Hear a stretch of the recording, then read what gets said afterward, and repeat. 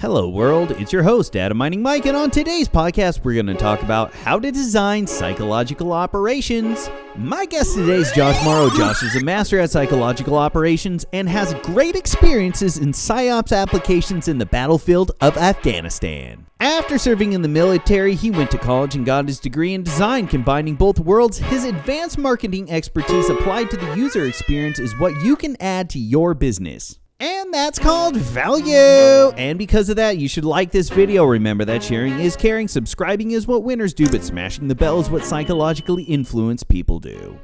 Be like the rest of us. But first, AI news. The U.S. President Joe Biden administration wants software developers to use memory-safe programming languages and ditch vulnerable ones like C and C++.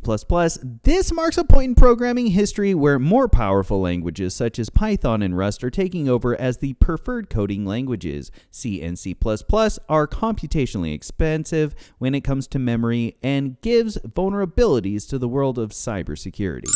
Tell the world about you. Oh, what do you want to know? There's a story there. Well, how about you can start off with some of your best jokes? Some of my best jokes. Okay. This is a total dad joke. How do you top a car? How do you top a car? How do you top a car? I don't know. You tap on the brake, stupid. Ah!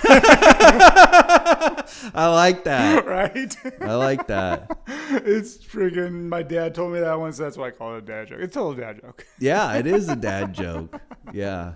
I keep all my dad jokes in a database. Wow, that's database. Yeah. Yeah, man. So talk about research or design. What is design research design research? Design research or user experience research might be the more known term out there. So basically, design research, user experience research is a field, it's a profession within the design field, right? And design researchers, user experience researchers, their focus is on understanding people's experiences, right? So that could be for a physical product. It could be a digital product, an app, web platform. It could be a brick and mortar store, right? Or the hybridized experience between digital and brick and mortar we're seeing more today. All of that is considered, it's all design, right? Design is what we've built in the world, man has built in the world. So design researchers, user experience researchers, their focus is specifically on people, the human experience when they interact with those designed elements, right? So whether it be a coffee cup or apps and all that sort of stuff on our smartphones or our laptops, again, to maybe the hybridized. I love the cool aspect. To me, it's a really cool aspect. The hybridized element between brick and mortar stores and the digital experience for using apps, place orders at a coffee shop ahead of time and go pick it up right at the store itself, right? Those hybridized designed experiences, those are all designed very specifically with the end user in mind, right? So you, me, somebody else. So there's a lot of effort, research put into understanding that experience. And then how can we make that experience as better, right? How can we make it as easy, intuitive, and enjoyable as possible, right? So you want to use it again. So that's where the business side comes in, where you can try and create competitive advantage in products and stuff like that by creating a better experience. So that's what I do. Basically, I say also, I research people, get inside their heads to understand what they like, what they don't like, and stuff like that. So. Cool. Yeah. So how did you get your start in this? What inspired you to get in this specific field? Yeah. Happenstance, I guess. Okay. So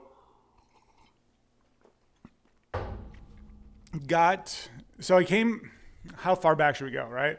So I've always been kind of a nerdy dude, for one thing. Always loved, seeing books like concept art from Star Wars and Star Trek, and I was totally in Star Wars, and still am a Trekkie and a Star Wars fan, right? Totally nerd about that stuff, right? I'm Empire now. You're Empire now? Yeah. I used to be a rebel when I was a kid. Now I'm all Empire. I'm a rebel because I'm a rebel without a cause, man. I'm like James Dean. So I'm a rebel. Dude, Empire? Big government? I'm all Empire. Oh, you sold your soul. Darth Vader is really misunderstood. I don't believe. Well, maybe. Okay. I don't believe that one X-wing took down the entire Death Star. That shit was an inside job, and everybody knows it. Fair enough. Yeah. Fair enough. I feel more for the. So the rebels had like a really solid plant inside. Is what you're saying? It was an inside job, man. It was just more of a reason to take over more planets. Okay. And try it, yeah. So it was the Black Ops military industrial complex inside the Empire. Yeah. One X-wing took down a freaking planet. I don't believe it, dude. But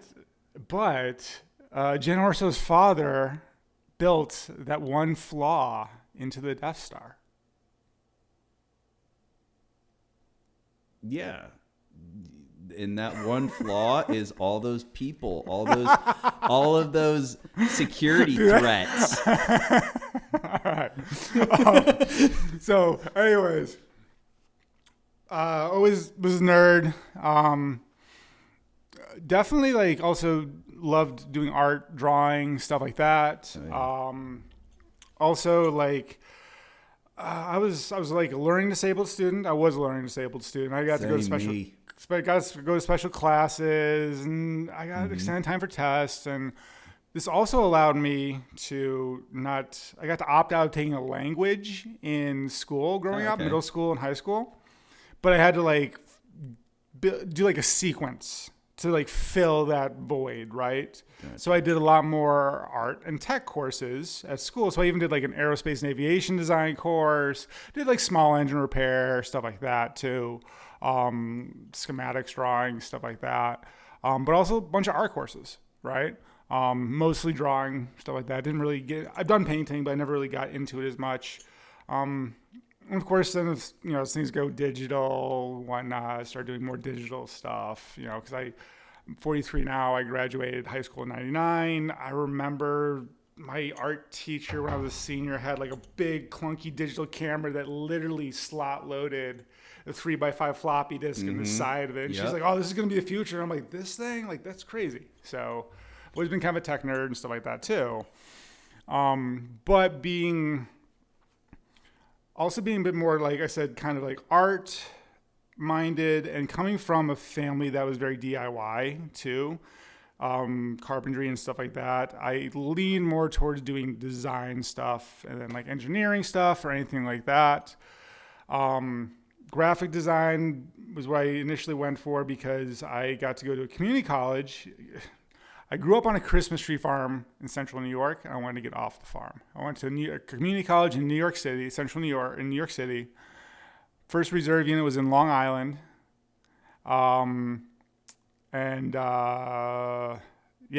So design came later on. I eventually went to Ohio State, switched to there for industrial design. Then got really much more interested in the application of the big design process, the processes, not the application of the tools themselves, how the processes and methods of design, which we can get into in a bit, how that can be applied to what I call non-design problems, right? So like we were talking about your perception of what design is, and you were thinking like interior design, right? Yeah. Or fashion design or something like that. And certainly those are very classical design fields. And so I got really interested in how can you apply design thinking, stuff like that, to government. I don't know, really, I started getting into systems thinking and stuff like that, away from, developing an individual product.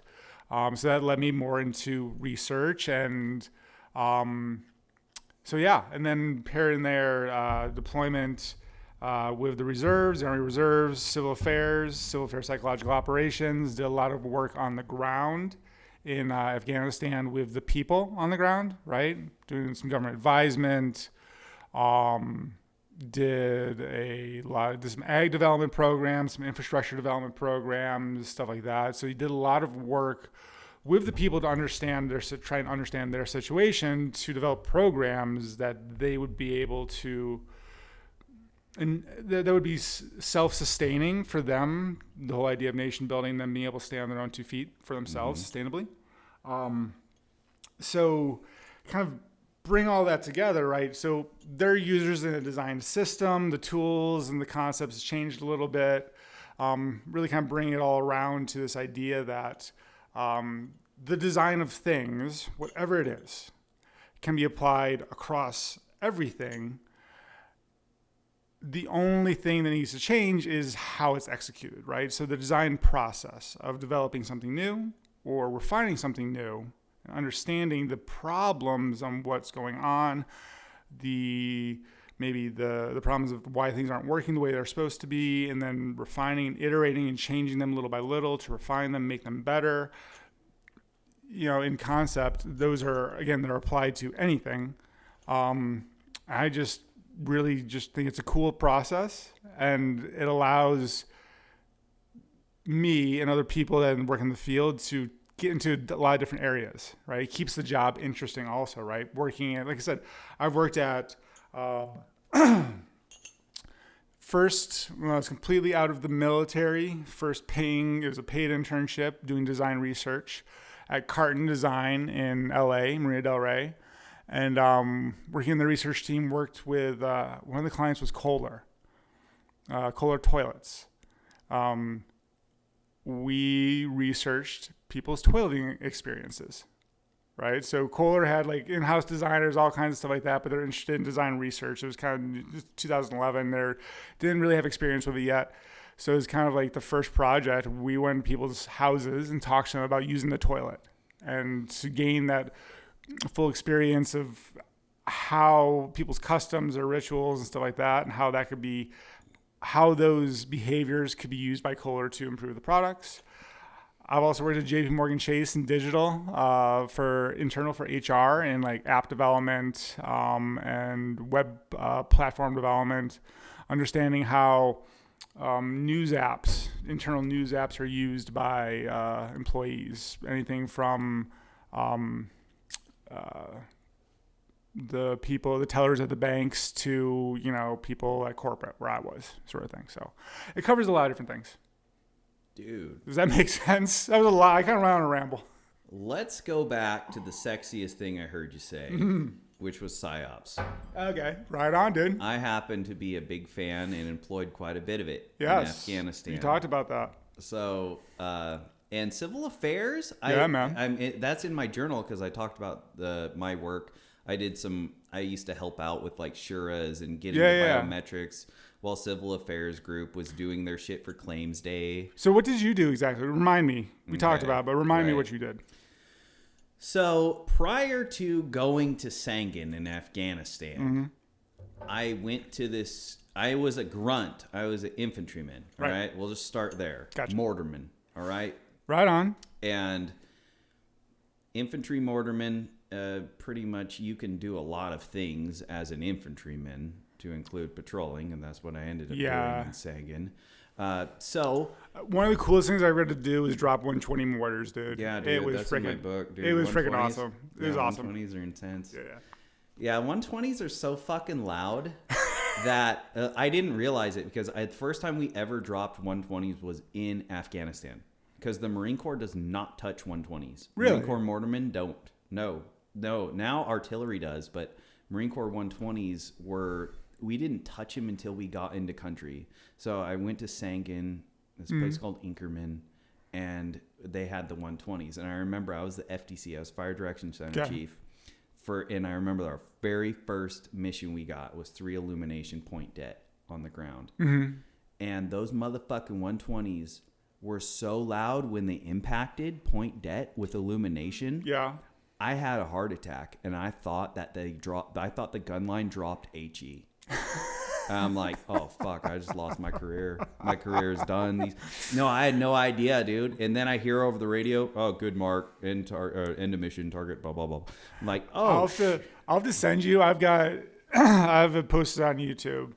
I have video of me. We were doing just like fire for effect, just show force sort of thing. So like, oh, okay, the CA guys, let them, they want to drop some mortars. Cool, let them drop them. And this is in the mountains in Kunar, right on the Pak border. And on the ridgeline, like literally, I'm estimating like the ridgeline was the border of Pakistan, right? Mm-hmm. About 2 kilometers away, and where the mortar hits right on the crest of the ridgeline, and minus the delay because of the distance. You're right, it's goddamn loud. Mm-hmm. And it's it was a big explosion. You can see it in the video too. It's big. Oh yeah, absolutely. The 120. Yeah. Well, shit, it's huge compared to the 81. Like, it's not like you look at a 60 millimeter mortar and you're like, oh yeah, double it in size. You're like, no, it's like exponentiate it in size and drop it down this huge thing. Yep. But yeah, I had only been used to dropping 81. So either way, yeah. I was a mortarman in country, and then our battalion took so many damn casualties that, well, before we went and patrolled. Mm-hmm. I was working in the COC.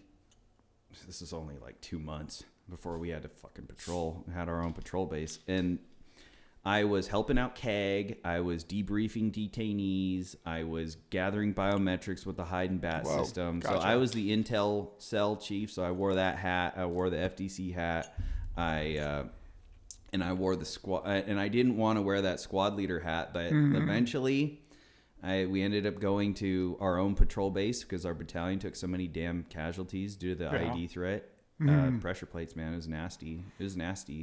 23% amputation rate. Shit, dude. Yeah, it was nasty. It was like some platoons wore tourniquets on every limb. I believe it. Because they were so mentally defeated. But you guys were just up armored Humvees? No, patrolled. On foot. Oh, foot. Yeah. Okay. Foot patrolled. Yeah. Okay. Shit. Yeah, that's the only way you could get around in Sangin. Gotcha. In that shit, like going through the fields and going through the canals, and okay. Over. So that I've seen video that part of the country. Got you. Yeah, I've seen the videos of patrols and taking fire in some of those trenches and stuff like that. And yeah, it was definitely. It reminded me kind of like. Well, it was all farmland for the most part. And, it was tough. But I do remember working with CAG.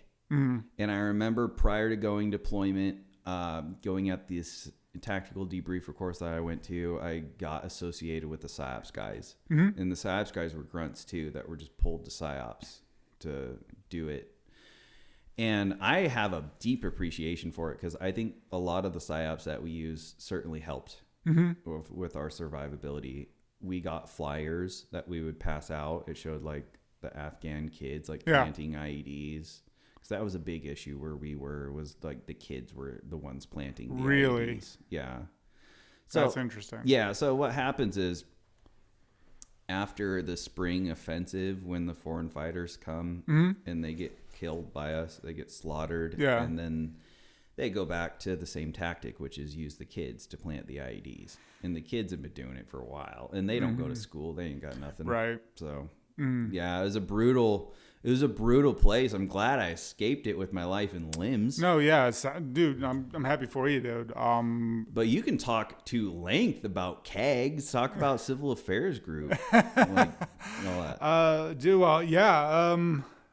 Let's see. What do you want to talk about? It was super cool. Civil Affairs and psyops, because I love psyops. Yeah. I was on so for everybody out there, I was on a 4-man tactical civil affairs team. CI predominantly, but we also did psyop of our own because we didn't have psyops where we were. So we needed to like radio broadcast stuff and whatnot. So I started out with Corps of Engineers. You were doing radio broadcast psyops. Yes. Oh, cool. That's a whole nother level. Yeah, it was cool stuff. So started out Corps of Engineers, general construction equipment. Yeah, I was reserves the entire time through, but I did deployments to Iraq, to Afghanistan. My first reserve unit was being in Long Island. I was there for September 11th, 12th, and 13th at Ground Zero. Volunteered my time to be there. Because I was there in the city when it happened. Well, you're going to have to talk about that. Yeah, we can talk about that. You can't just not bring that up. We can talk about that. yeah, I mean, I was going to community college in New York City, living in Jersey at the time. I was commuting. I was living in Jersey City, Journal Square, Jersey City, and supposedly there was a lot of cells that were busted in that the area of where I was living, apparently. And it was all, I keep bumping the table. It was all Middle Eastern people. But anyways, though, so the 11th happened. I was on my way. So the story, okay. I was running late to class. I got off the PATH train. It was like 6th and 23rd was the exit. Got off. A few blocks to go to get up to the college. And I hear, so first of all, I hear like a jet overhead, which if you've ever spent a bunch of time in New York City, you don't actually hear aircraft right over. You don't hear that whine of a low flying aircraft. You just don't hear it. It's not because there's no fly space, even beforehand. So I hear that and I kind of look up, that's weird. I just kind of notice it, but like I don't see it because of buildings and stuff like that. All right, whatever. I'm moving to class, and fleet of cop cars passed me heading southbound because that was southbound Avenue, 6th Avenue. I think it was 8th Avenue, whatever. And then get to class. Teacher comes in late. And she said, turn on the TV. We've been attacked. Sort of thing. So we turn on the TV. We turn on the TV just in time to see the first tower fall. Sort of thing. Fast forward a bit. They were in like a shelter place in the theater. You know, everything. You know, the second tower's falling, all that sort of stuff. I'm already in the reserves, sort of thing. I was like, arrogant. I'm like, dude, I got medical training. I can help out, right? I'm going to go down there. I'm going to help out, which I did. I attempted to. But so the 11th, the 12th, and the 13th, I was down there doing whatever was possible to help out because it was chaos. It was utter chaos. In fact, like on the 11th and the 12th, at the pit of the World Trade Center, Ground Zero, like going around trying to just look for survivors, whatever you could do to kind of look out, you know, find stuff. I mean, it was like out of a movie because there was all the smoke and dust, so keeping out all sunlight and just fires everywhere. It was literally like a movie set, like right out of the movies. It was insane. But by the 13th or so, the effort to clean up and search and everything else was much more coordinated, and you had to report in at the Javits Center uptown and all that, and be assigned stuff. And at that point, like honestly, I was in shock and whatnot. And so I was kind of like, well, everybody and their brother was volunteering to help out at that time too. So I was like, I need to get back to college and blah, blah, blah. But honestly, I was in shock. I really was. But then that January, we get called up for the first time to get deployed. And they sent half the company over to Afghanistan, half, including my half. We stayed stateside at Stewart down in Georgia. I do training to go overseas, but then we didn't go overseas. But while there, I got to do a lot of cool training with combat engineers. So I got to like mold C4 into shapes and put it on doors and learn how to do like dynamic breaching with water charges and cool stuff like that. So, yeah. Yeah. Then later on, switched over to CA psyop. So that was cool. I got to still be in reserves. I got to be in one of the only 4 or 5 reserve units that are active jump in the military. Kick ass. Yeah. So like I joined, and there's this whole fallout. But when I joined, all CA psyop was under special operations. It was all SOC. Yeah.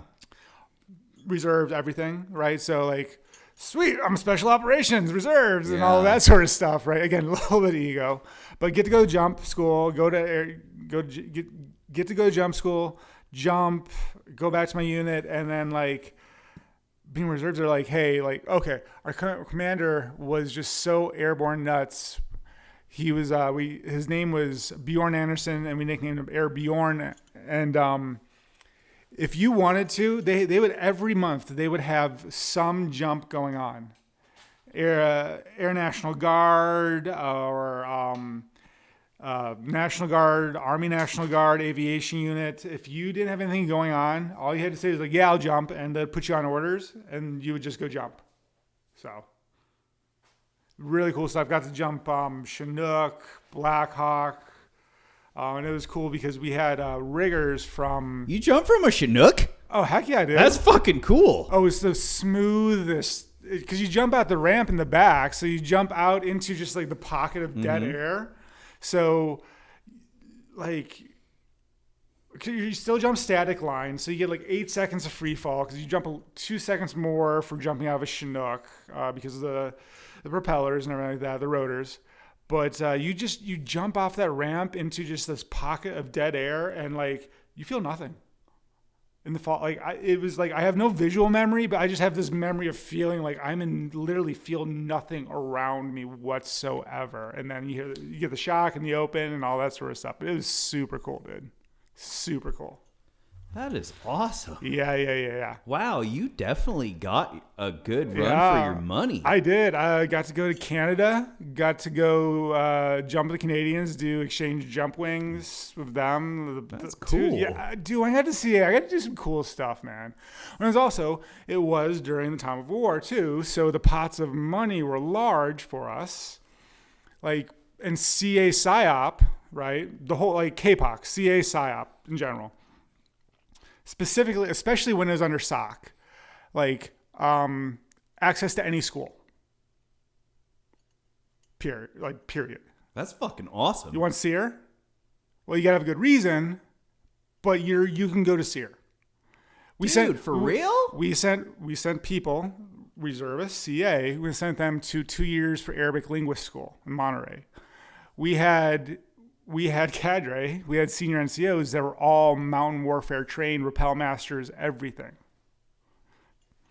So that would be like our field training for reserves. We'd go out and we'd do rappelling and stuff like that. So I lucked out, man. It was a cool unit. So that does sound like, you know what? The guy, when I was in Afghanistan, who was this Army PSYOPs guy, was the only guy who was giving me PSYOPs material, such as the magazines and the flyers and the crank radios and stickers and some other shit. Yeah. And at first, he was reluctant to give me all of the PSYOPs material because he said, no, you can't have it because you'll oversaturate the area and blah, blah, blah. But I was the only one who was actually using it. And he just ended up giving me all the PSYOP shit every time he came. I had all the magazines and radios, and I credit that a lot. But I remember him, though. He was like, he grew a fucking beard. This little rat fucking I did too. And he had a beard. He's like, yeah, I'm with Army SOC. Special operations. Special operations. I was like, okay, bro, well, can I get some more magazines? And he's like, yeah, here you go. I was like, okay, cool. But it looked like he really loved his job. I gotta say, I really liked it. That seemed like that was just a great program if you were able to get into it. Yeah, it was very cool. And he was like you. He's just a dude. He didn't go to like special like selection school or anything. It's just, hey, you're part of the battalion. And our battalion does this stuff. Yeah, I had to. So I had to go in on an off day in civies, and I interviewed. I had to show my PT score, rifle score. I had to show my college transcript, show that I was academically, like I was a good student, and I was that separates. That that's stuff. What the KEG wanted. So they wanted college educated dudes. Yeah, stuff like that, right? So that's how I kind of made my way in there. But I had to like actually go and interview. It wasn't just like fill out the paperwork, transfer over. But you're right, dude. It was one of the. It was cool. Sexy. It was sexy. Everything about it's sexy. It was awesome. I gotta say. I'm glad. So I'm glad, like you, like had like some positive outcomes with the efforts, with the PSYOPs. Dude, I have an entire journal about how I was the only one using them. That's awesome. That's awesome. So and like that's okay. Like and like the like here's kind of I don't know. It's kind of like mixed feelings about this. Like. Where am I going with this? The radios, all of the little goodie things we would give out. It's not even almost that they... Okay, yes, for radios, I think the radios did were good because they're radios, right? Everyone wants, radios, and they're cheap over there, or free. But almost to the point, like the Afghan people is like, I got something. Like they were given something that was almost the more important aspect of it. It's strange to think about. It really, really is. But these people are so poor. So poor. They don't get American does. They don't get dirt, mud compounds. That's all they live in. Yeah, I mean the children. I mean, like you've got the picture, the famous Nat Geo picture of the gal with beautiful eyes. The children there, like, they look happy and they're beautiful kids, but you see them literally playing in like sewage and stuff like this, or filthy. And it's a hard life. Hard life for sure. Hell, a hard life. Americans, like, we suffer from affluenza, dude. If you call 911, first world problems. If you call 911, someone's gonna show. Like,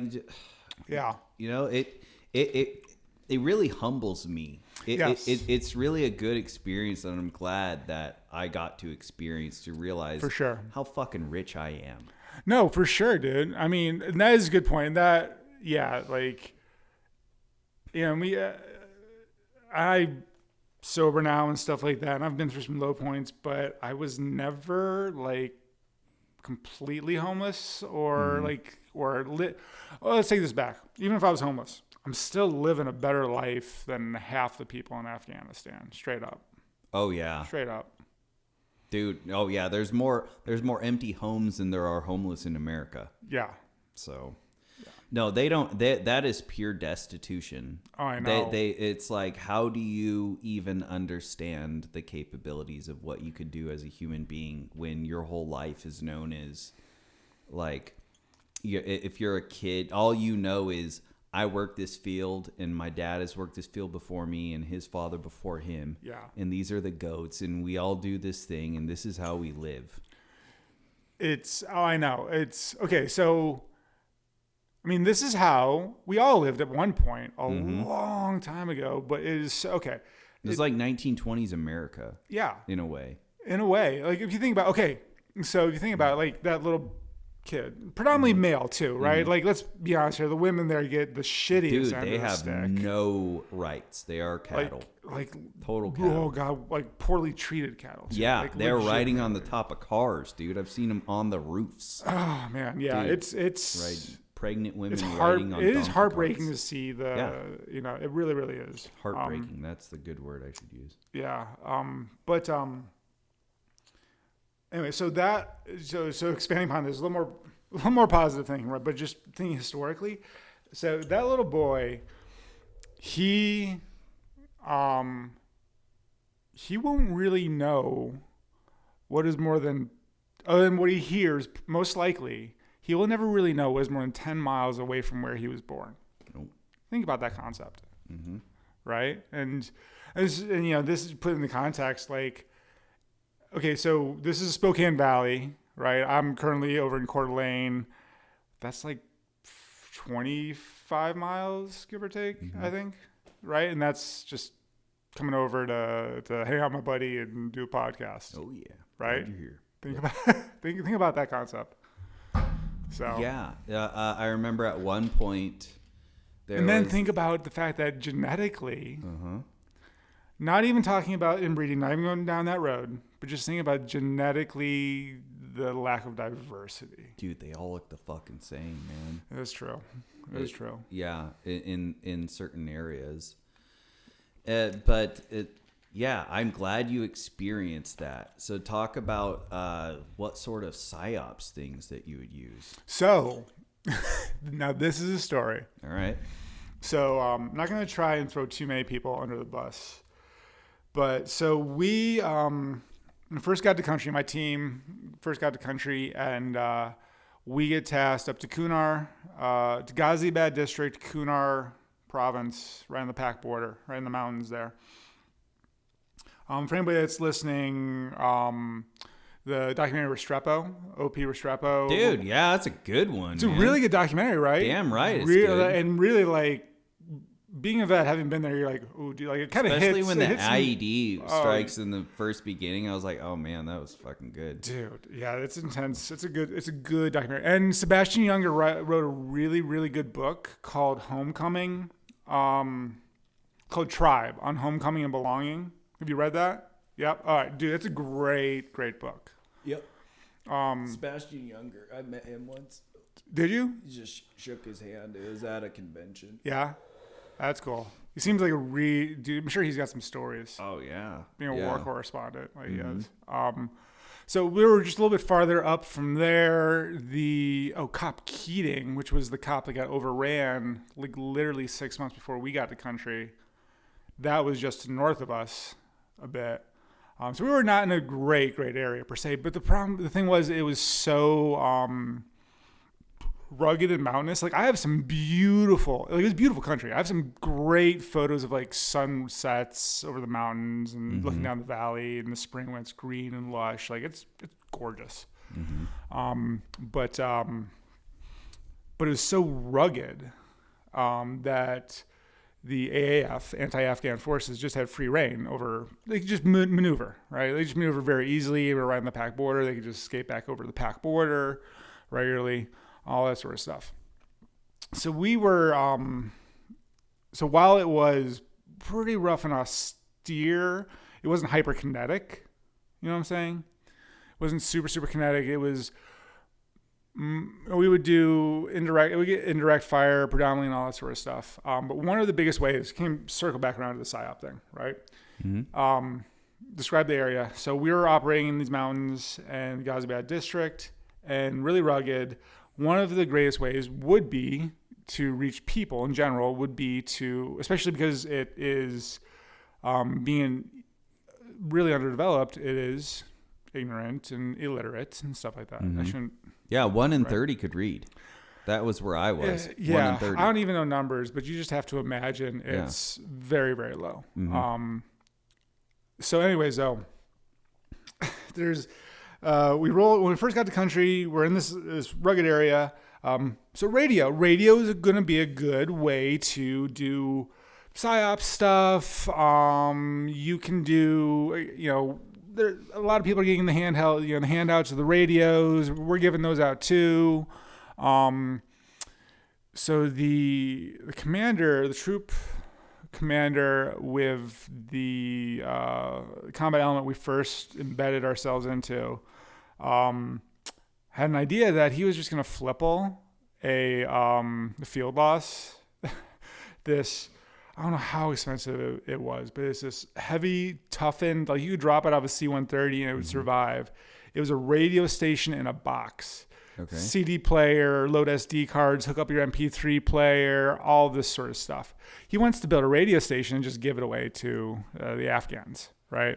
Which we couldn't do per rules and regulations, including like MASE, the money is a weapon system, Afghanistan, which that would kind of like fall under different things like that. So ended up not being able to do it, but we got to use it. And so I rigged up, I don't know the nomenclature on, but one of the big field antennas that the comms guys would have, right? One of the big ones that goes up like 20 feet. Kind of rigged one of those up and kind of figured out how to like rig this radio box to it. And we would get actually like vetted and published Afghan newspapers. And we would get those and we would hand them out in like the district center and stuff like that too. But then we would take, I would have one of our interpreters read it, we record it, and then we would broadcast it out through to the whole area through the radio station. So that was one thing. And like, so it's like one of those things that hard to have a metric on that and how much was done. And it's not something that, so like when people think psyops, a lot of times people think like, oh, you're trying to like brainwash people or convince people of other things. It's like, no, we're trying to just like sometimes just get good, in that case, just get positive news, Afghan news out into the public it's like PR and marketing. It's marketing. It's marketing on the battlefield. It is. It really is. That's Yeah. that's like the best way of putting it. It's PR and marketing. It's public relations and marketing on the battlefield. CA, psyop. Like psyop is more the marketing side. You could say it like that. And CA is more of like the public relations. You're actually talking. You're shaking the hands. You're kissing the babies. You're meeting with the village elders. You're grabbing humans while you're in there too, right? Because you're talking to people. You're gathering. You're building link analysis. Who's related to who? Oh, so-and-so is related to so-and-so. Okay. Oh, and that's vetted by this person and blah, blah, blah. Well, we're actually kind of tracking this person sort of thing. So you'd have information from going and talking to people that you would feed like MI, or we had the human train teams, which was, I don't know if the Marines worked with them as much, or if they were more of an Army thing, but they were teams of government contracted anthropologists and other social scientists. I took one on patrol. Did you? Mm-hmm. Okay. And it mixed reviews by the people that worked with them, as well as I think mixed reviews by the government and the military on their effectiveness. But they were an element that like we fed info back up to, because we were the like boots on the ground, eyes and ears of what.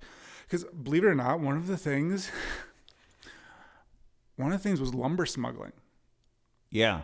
That was one of the things that we were dealing with. You're like the third person who said that. Right? Lumber is huge. That's a big industry for them in that area where you were. Yeah, so that's their main fuel source. Well, not just that. Because I remember looking it up and reading it on one of our Nipper, our network computers. Yeah. That we had access to, and it's like, why is the lumber, like, what's going on with the lumber? Why is the lumber a black market? Blah, blah, blah. And it was I tied into economic stuff I was looking up. And the species of cedar, or I think it was cedar, whatever the tree is, that grows in Afghanistan is unique to the area. It's prized within furniture making and all of that sort of stuff. So it led to massive deforestation, so they put a stop on all lumber harvesting and trade. So because it wasn't supposed to be going on, even if it was already harvested, which being on the CA, the economic development side, that if it was already harvested, why not actually let them sell it, right? But that was one of the things, is like we were kind of like gathering info and human on like the illegal lumber smuggling, because it was black market, AAF, right, anti-Afghan forces. It was all tied together, right? And that's another thing. I don't know about where you were, but where we were, it wasn't necessarily Taliban or Al-Qaeda specifically. It was just anybody. So my team leader, then Captain Beat, he put it best. He's like, it's like the mafia. And like so-and-so's like the Don, right? And so like it's just black market. There's shadow government, black market. They're just running stuff behind the scenes. And it's not Al-Qaeda or Taliban. It's just people exploiting other people, sort of thing. So, or black markets. Yes. So that's definitely part of it too. Yeah. There's warlords. There is there's everybody trying to run something. And what's unique is in Afghanistan, it seems like the lumber and the poppy are poppy for sure. fought over crops. Where I was, it was all poppy. Lower no areas. Lumber. It was all desert, except for near the Helmand River, because we were on the Helmand River. Right. So that allowed the irrigation where we were. So camel spiders. Yeah, camel spiders. They're in the ant family. Oh my, scorpion! I thought. I don't know. Okay. But they're fast and they're fucking They're creepy as yeah. fuck looking. They look, and they're not. They're little mandibles. Yes, the big man. Oh my god. So they're supposedly, they're not deadly. It's like a mild scorpion sting, like one of the mild ones, I guess, right? But they still they look like they're gonna just like Mike was doing. Like they have these big pincers up front, which look like jaws. And okay, so, oh my god, yeah. Look it up on YouTube. Look it up on Instagram. Like the British soldiers would like throw them at each other, weird stuff like that, right? Fucking Brits. I thought the ones in Iraq were bigger. I never saw one in Iraq. I got bug stories in Iraq too. Right. Anyways, so like I'm in like our OP, our COP, our combat outpost. It was all dirt wall HESCO, right? Like it was originally it was like a vehicle outpost base. They decided to man full time. That's where we were living. No running water, no showers, no shitter, burn shitter, the whole thing, right? So like our team had a little office in the HESCO walls, in the dirt walls, right? And like it was like 4 feet wide, maybe 10 feet long, and it kind of tapered down towards the end. And I had like a little tough book in that corner where I would do my reports and stuff like that, right?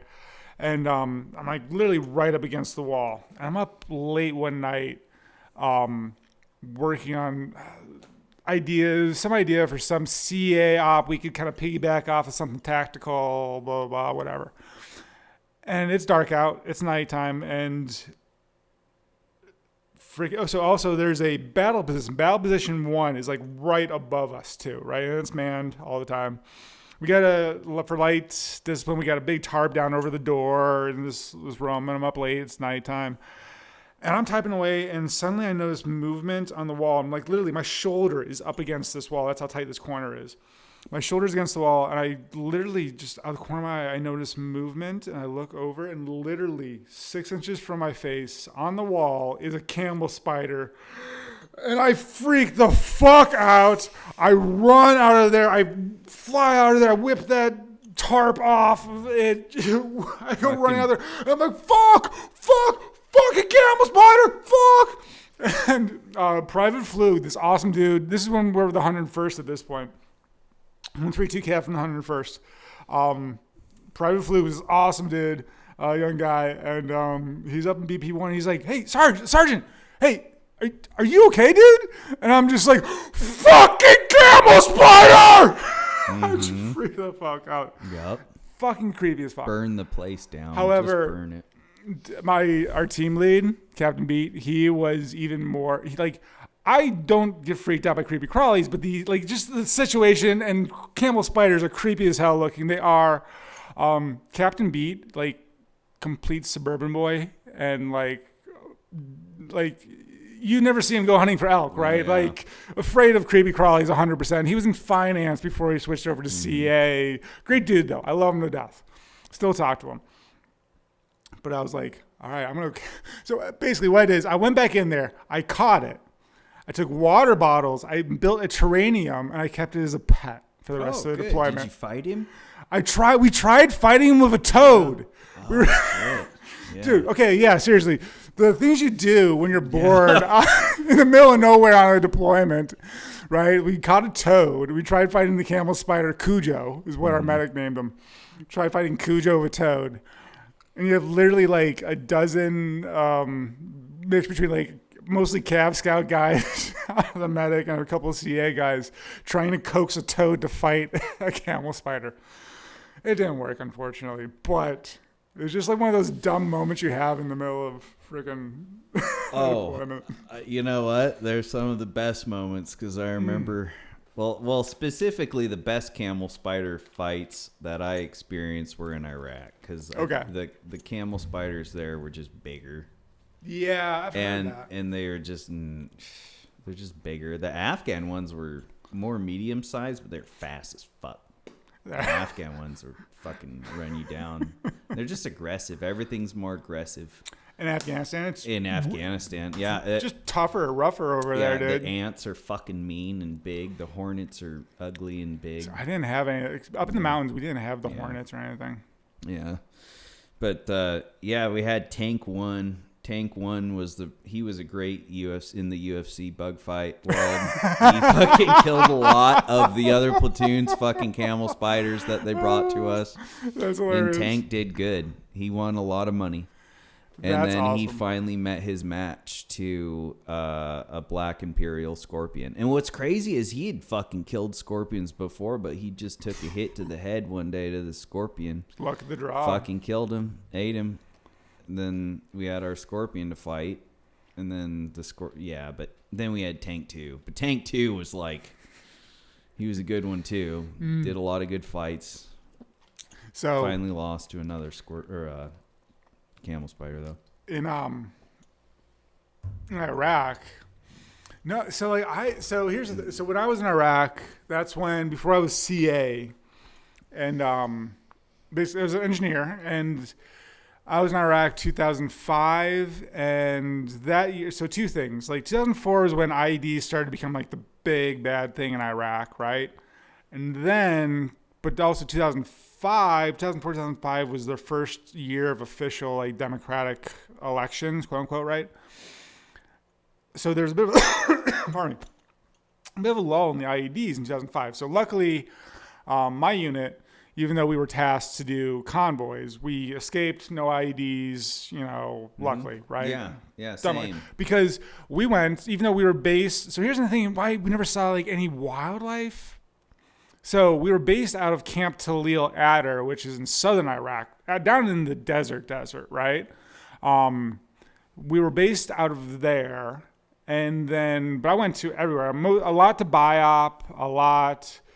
Went to Mosul.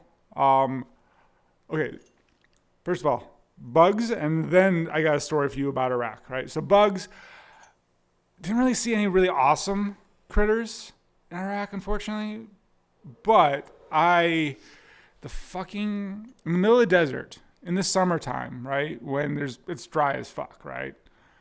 And also, like, for like 6 months straight down there. I don't know if you experienced this, but like because of convection currents, because of the heat rising and all that sort of stuff, there's a constant wind blowing. So the sand, it's not a major sandstorm, but there's sand blowing constantly. Like at the end of the day, it felt like you were getting hit. Like somebody was like literally throwing sand through a hairdryer. Yeah. And it was just hitting you in the face. Sandstorms. But it wasn't full sandstorm. It was just a constant, every day, there was sand, there was grit in the air, just constantly just in your face, getting in your eyes constantly. Yeah.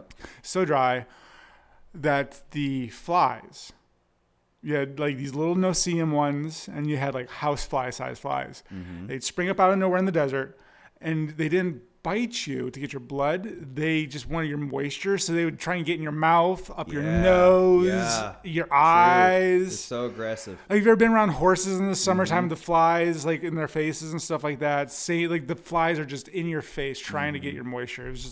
That was freaking gross as fuck. It's true. American flies have affluenza. I mean, they're like, go over here. I know. Those flies go right in your shit. Dude, they got no shame. Yeah, I remember standing post in Iraq, and somebody had the idea of like, we'll have the freaking fly bait. And they threw this fly bait down, and it killed the flies, and it just attracted more and more flies. Yep. So our posts were just loaded with flies. Or it would have been less flies if we never used the damn fly bait. Which was crazy. It was like rock salt in the desert, but there to kill flies. Yeah, the fly bait that we had was like, it reminded me of like salt that you'd throw out onto the military issue fly. Yeah, it was blue and it was poison, so they would suck on it and die. Yeah. So, Iraq, cool story. So, I'm in this unit, transportation unit by this point. I'm not an engineer slot in this unit.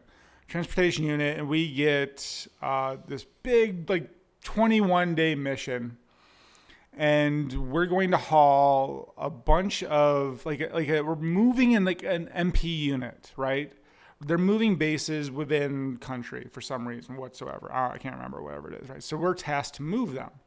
And then like with a follow-on mission after that, like it made sense logistically to have us go from here up there in Iraq somewhere and then somewhere else. And ended up, we spent a couple nights in Mosul, got to swim in one of Saddam Hussein's pools. Oh, cool. Oh, yeah, man. So talk about that. Like, his palaces. Like, I hear about that. Yeah. I've never seen this. So this is this one big mission, right? So before we get to Mosul or somewhere, anyways, we have to go to this little outpost. It's in the middle of the desert in more like eastern Iraq. Like off any of the main roads sort of thing. Like down a long 2-lane road into the desert sort of thing. One paved road.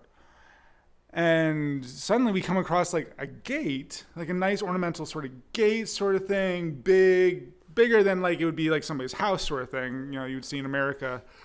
More like an actual like community, city sort of gates or arch sort of thing, ornamental. And flags on it that look familiar, but they're not Iraqi flags. Mm-hmm. Like same colors, same sort of design, right? Roughly. Mm-hmm. But I'm kind of like, okay, well, you know, whatever.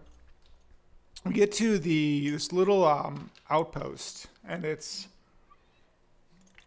like a handful of engineers and like an MP unit, like a platoon, something like that, with like a sand berm that's not a massive, massive sand berm. Like it's not hard to climb to the top of this thing, look over the top of it, sort of thing. And there's an oasis in the middle of it. In the middle of the desert, there's like 4 palm trees, a really, really old fountain that's dry, one outbuilding, and like a few birds, right? Already like kind of surreal in a weird way, right? The whole thing, right? Was there grass? There wasn't grass, but maybe like some bushes, maybe something, maybe just, you know, a little bit shrubbery shrubbish on the ground, but there's definitely trees, like palm trees, like date trees, right? Ouch, my legs are cramping. And so anyways, you could like kind of like climb to the top of this berm at nighttime, and I look off in the distance, and you're like, whoa, like almost like kind of like a carnival of lights off in the distance. There was a settlement, and like brightly colored like festival lights, like string of lights sort of stuff, and blah blah blah. It's kind of, like there's an actual like town over there or something. Interesting. Well, our company commander who decided he wanted to go on this big long mission with us, so he's out on this mission. He comes back from a briefing. He's like, guys. Probably shouldn't tell you this, but this is what this is. Apparently, from then Captain Miller, that this OP was there to keep watch as well as kind of keep safeguard on a settlement of Iranian separatists that had sought refuge in Iraq post-Saddam. Okay. Yeah, I think that was pretty cool. That was like on this thing. That was like one of those like little stops on this thing. It was just one of those surreal moments. Like this whole trip was kind of like it was kind of like surreal moments like that. So then Mosul, and we're in it was like Saddam Hussein's like hunting palace, right? And there was like a big like forested mountain in the hill in the middle of it, which they had established a big comms relay or tower up on. We had in our occupation of it, but apparently like that's where he kept game animals and all that sort of stuff. There's like 3 palaces on site. I remember there was a striker brigade there. And that was cool because the striker brigades had like just started up, and the striker was a new vehicle, even though we know it turned out to be kind of not the best vehicle, but it was like cool. It's like, oh man, there's strikers. Anyways, Mosul was hot. Like you could hear gunfire popping off here and there, throughout the evening and stuff like that. But like, so this palace, there was like, it literally had they had dropped a bomb down through the center of it. There was like a big crater down through the center of it, but they had deemed it structurally sound enough so that we slept in, right? So they had bunks in it. We occupied like a big bay. It was a palace. It was a palace, right? It was a palace. It was a freaking large palace. Yeah, so it's got a bomb. Yeah, exactly. It didn't blow up. Exactly. It's still, you can kick it. It still stands, right?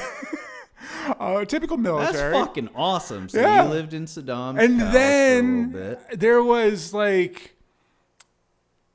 mosaic pool. The fountain was running. We got to like go swimming in our PTs and stuff like that. There was like, I don't know, fancy looking dudes that were like a detachment of Rangers or something like that, walking around all beefy in their little shorts and shit, right? All that stuff. I remember there was this, in this one building they set up like a little shop at, like off the pool area. And it had it wasn't like a little building. It was kind of it was like larger than most American houses, right? But it wasn't a palace is what the point, right? It's like the pool house, but like 2 stories and everything. And it had like a grand, curving grand staircase going up it. and had a mosaic, a giant, large mosaic of tiles of Saddam Hussein and children playing with children. No joke. Like all this sort of stuff. It was like, again, surreal things. And so like, we're also like, dude, like this is like absolutely fucking amazing to us. And like, we're allowed to go swimming, walk around, and not just that, like, okay, like this is how pogue we were to a degree, right? Like, at this base, we can wear like we don't have to wear our PT shirts with our PT shorts. We can just like put on like our brown shirt and like put on PTs and wear our flip flops because we're going to the pool. Oh, fucking sweet. This is. Yeah. Like stuff like that. It was ridiculous. It was like the idea of like, we're in country, like we don't have to live like assholes and like, you know. The swine out there fighting with the guns. Oh my God. We live this life. It was that awesome. Sounds awesome. It was awesome. But also, so we had this palace. We had, you could get access to the roof. It was a flat roof, and they had like a medium height wall with like all of the mechanical buildings were up there for like, you know, HVAC or whatever and all that sort of stuff. You could duck in and out of them. So we're up there like sunset, like watching the sunset over Mosul. Like I got some cool pictures of us, you know, looking at that. Mind you, there is like gunfire going off in the distance and stuff like that. Again, like surreal things of war. Recognizing a sunset, and you know there's gunfire going off in Mosul's in like turmoil, right? It must have felt fucking awesome It was to be like, you know what? Who the fuck else is experiencing this right now? There's so many of those moments in the military and all those deployments that it's like, wow. Yeah, yeah, totally. So.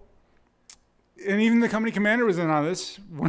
Once the sun went down, because of the roof and the buildings, we played hide and go seek tag. Oh, good training. A bunch of 20-year-olds and a company commander and a couple of sergeants playing 20-something-year-olds playing hide and go seek tag on Saddam Hussein's palace roof in Mosul in 2005 in war.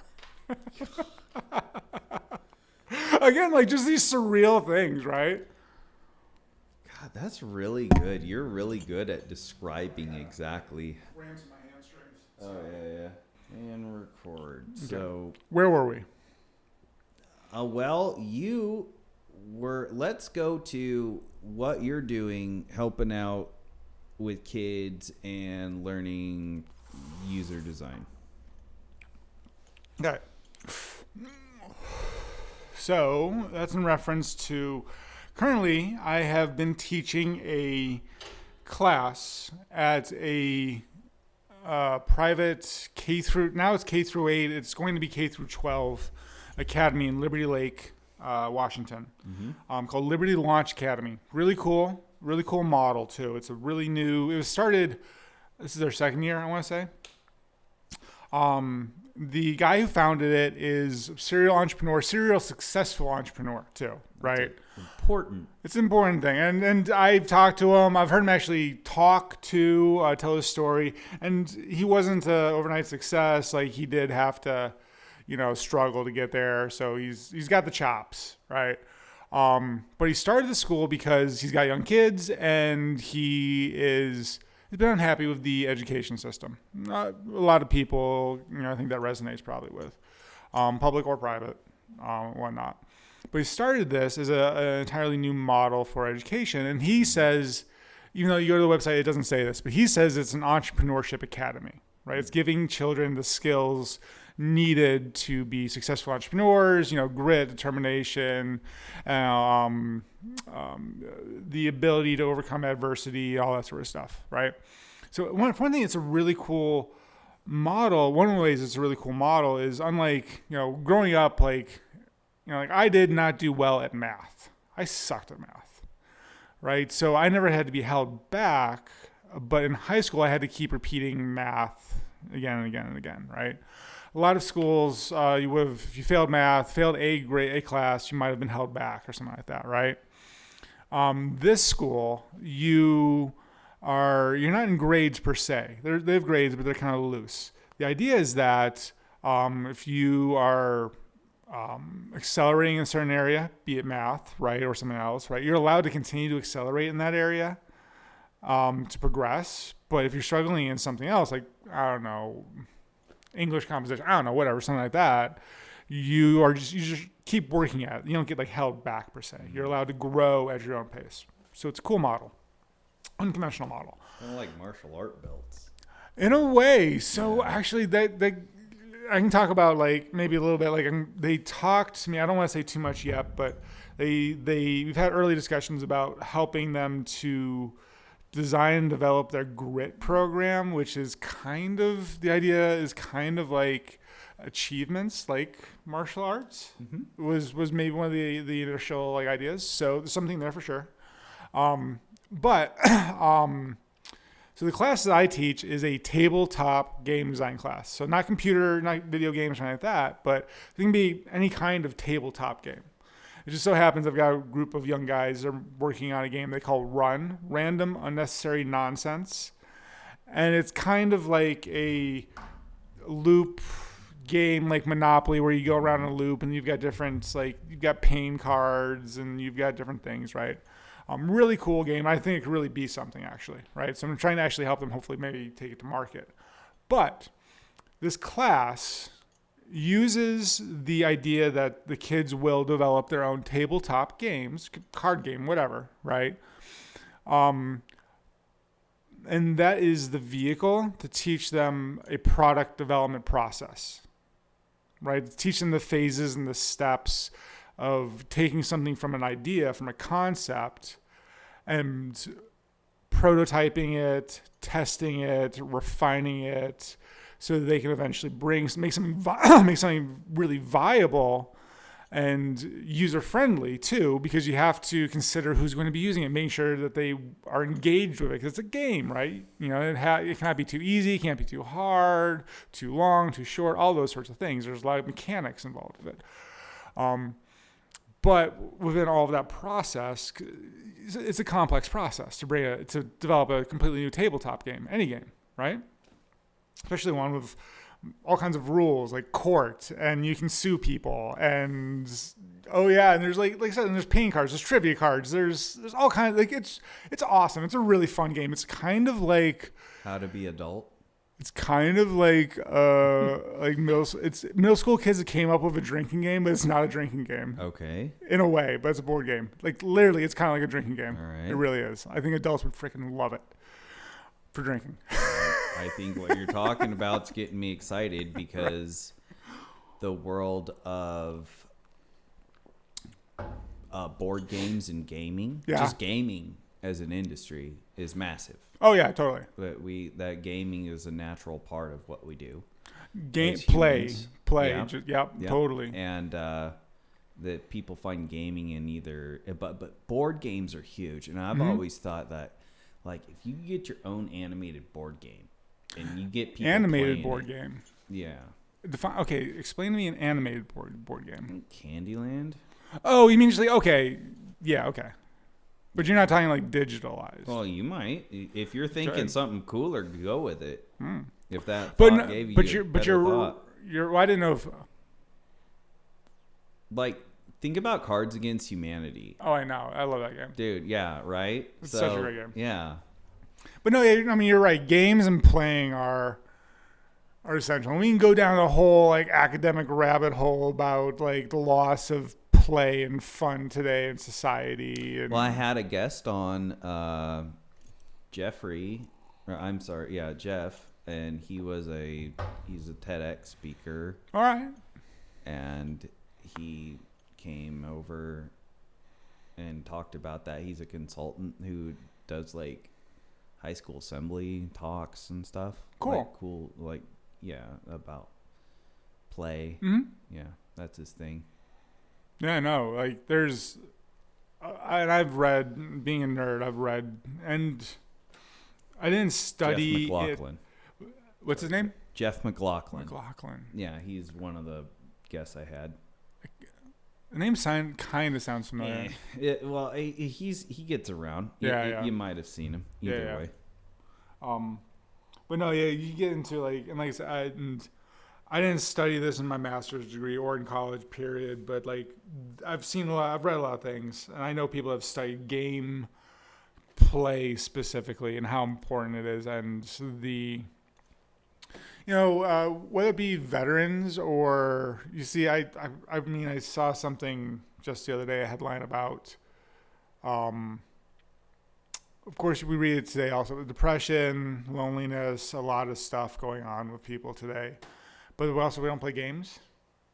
Or if we do, I'm, it's a part-time job right now. I work with a veteran-owned company, J-Dog Junk Removal, and it's all veterans, right? Veteran-owned, only hires veterans or like spouses, children of veterans, right? Yeah. And it's a really cool model. It's because entrepreneurship only for veterans, started by a veteran, but it's also designed to give veterans when they immediately get out, or if, like me, I'm being an entrepreneur, I need a part-time job.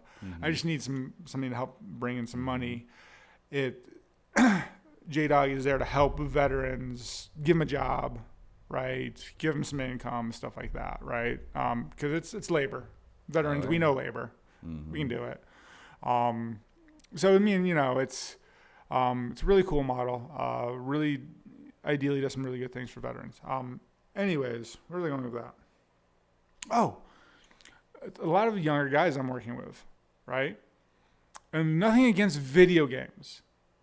I love video games too. I don't have a video game system because I know I will lose way too many hours of my life to it. A lot of that. It's like a drug, dude. It's completely, dude. That the dopamine's designed to be like that. And same with the casinos in all of the casino games. Yep, totally. All the same motherfuckers are doing that or doing that. So. Totally. But granted, they all play together. But they're not actually coming together. You know what I'm saying? They're not doing this right here. No, the human connection is lost. It's very much lost. Getting further distant. Yeah. And it's so fucked up to the point now that when I reach out my hand to shake somebody's hand, they don't know whether to shake my hand or bump my fist. Well, I've experienced that too. Yeah, every week. I know. Okay, so it's not just me. Yeah, no, that people have been trained. You think is that a holdover from the whole COVID? Dude, yeah, it thing? totally is. Okay. And it's fucked up, and it's training that needs to be untrained, because you can feel the difference in a handshake compared to a fist bump. So let's talk about AI. Okay. And how AI, do you think I've been doing most of the talking, man. I want to hear a little bit about with coding, with developing tools, working in the digital space, not as you use AI, if you do or not, because I don't know if you do. I use AI a little bit for like copy editing, for stuff like that. Stuff just make things quicker and easier for me, right? I know I can use like AI to code Python for me, but I don't do that sort of thing. So AI is a tool that's unlike any other, but it's a tool just like any other. How do you, in your perspective, and particularly with talking about the human aspect, because I'm interested very much, I study people to design new things for them, right? I'm very much a people person. What's your perspective on how AI will affect humanity, good or bad, right? I'd like to hear your take on it. Yeah. Not just from a tool usage perspective, but we were talking a little bit about disconnect and social, right? The human element. I'm curious about that too, because I'm not sure personally. I see it going all kinds of ways. Yeah. Well, my first thought is, how much more of your thinking are you willing to give up to a machine? It's a good question. How did you get here? Without Google. I know. So, with that being said, one, I don't think that I see people turning into reflections of the machine learning model or large language model that convinces them that that is the large language model for them. That's interesting. Yeah, so that's what it's going to turn into. There's so many out there now. Yeah. I mean, it started with ChatGPT. Cool, great. I mean, it convinced me to have it on as a guest, as on podcast. Did you really? Yeah, ChatGPT convinced me to. Okay. I'm like, hey, how do I get guests as a podcast? You could have me as a guest as a podcast. I'm like, oh, okay, yeah, you're the smartest fucking thing I've ever met. No way. Yeah, I had a podcast with her. Okay, I'm gonna have to look this up. Yeah, it was a really extensive production, but where I had to like have Siri read ChatGPTs. But yeah. I mean, a lot of people were doing that at the time too. And it's moved so quick. And now we're at the world of Gemini. Now I like Gemini because it produces the images for me. And before I used to have to go to Stable Diffusion. And Stable Diffusion, now they put up the paywall. And with that paywall, fuck them. I'm moving on to Gemini because I can get what I want. There's multiple other places that are putting up these things. So as one person puts up a paywall like Stable Diffusion, what they're doing is they're forcing others to use the free ecosystem of other startups that are pulling from Stable Diffusion's API to produce what they produce. For example, like at the AI deal in Coeur d'Alene, a lot of those guys do exactly that. They'll pull ChatGPT to answer a question in specific terms of, like, for example, how would Mark Twain tell a joke? Right, so the small language model. Yeah, well, what they're doing is they're pulling from a larger language model and they're having it basically study a group of text and then answer the person like that. So it's almost like saying, hey, I need to borrow a consultant from your large language model firm to come over here and study this stuff and talk to somebody about it. Okay. That's literally it. Okay, so I think that I do something similar with my Chat GPT, right? So, and I use multiple AIs, right? I'll use. You're using RAGs, as they call them, like little groups of like compiled data sets where people go and the language model will go and read the RAG, like absorb the data and become a half-ass expert at whatever. With my venture, the Northwest Design Institute, I have a couple different chat channels, right? I have one that the only thing I've ever talked to it about is the Northwest Design Institute. And I've dumped information, other stuff that I've written in the past and everything, like anything from like concepts to vision and mission, like 'cause that's evolved and stuff like that, to the Design Frontiers talk that I told you I'm going to be hosting, stuff like that, right? So yeah, what day was that? That's going to be March 12th, 6 p.m. at the Innovation Collective in Coeur d'Alene. It's going to be the first of the Design Frontiers talk.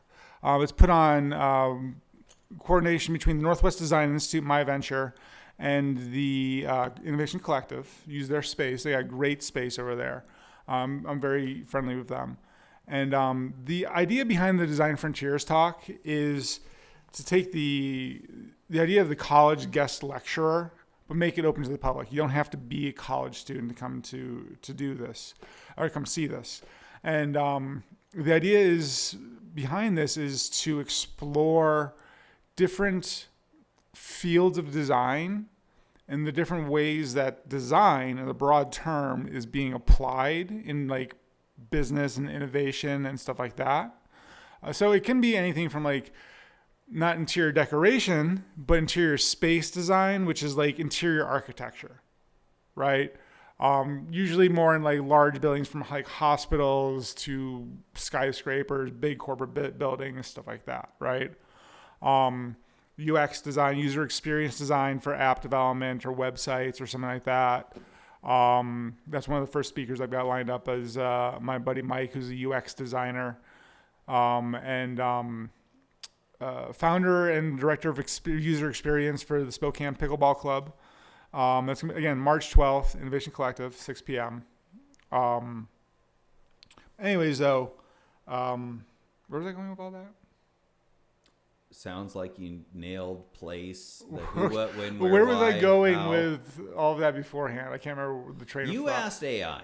Okay, yes. And so that's what I was saying. I do use chat for a specific like I use a chat channel for a specific thing. Gotcha. And then even though I've never actually used it yet, I've set up a chat channel as a Python expert. I asked it to basically assume that it was a Python expert because I had questions more along the lines. I was like, hey, I got this idea for a small language model based on, whatever, that's geared towards, I had two ideas. One would be geared towards agriculture. Because when like that small language storefront opened up,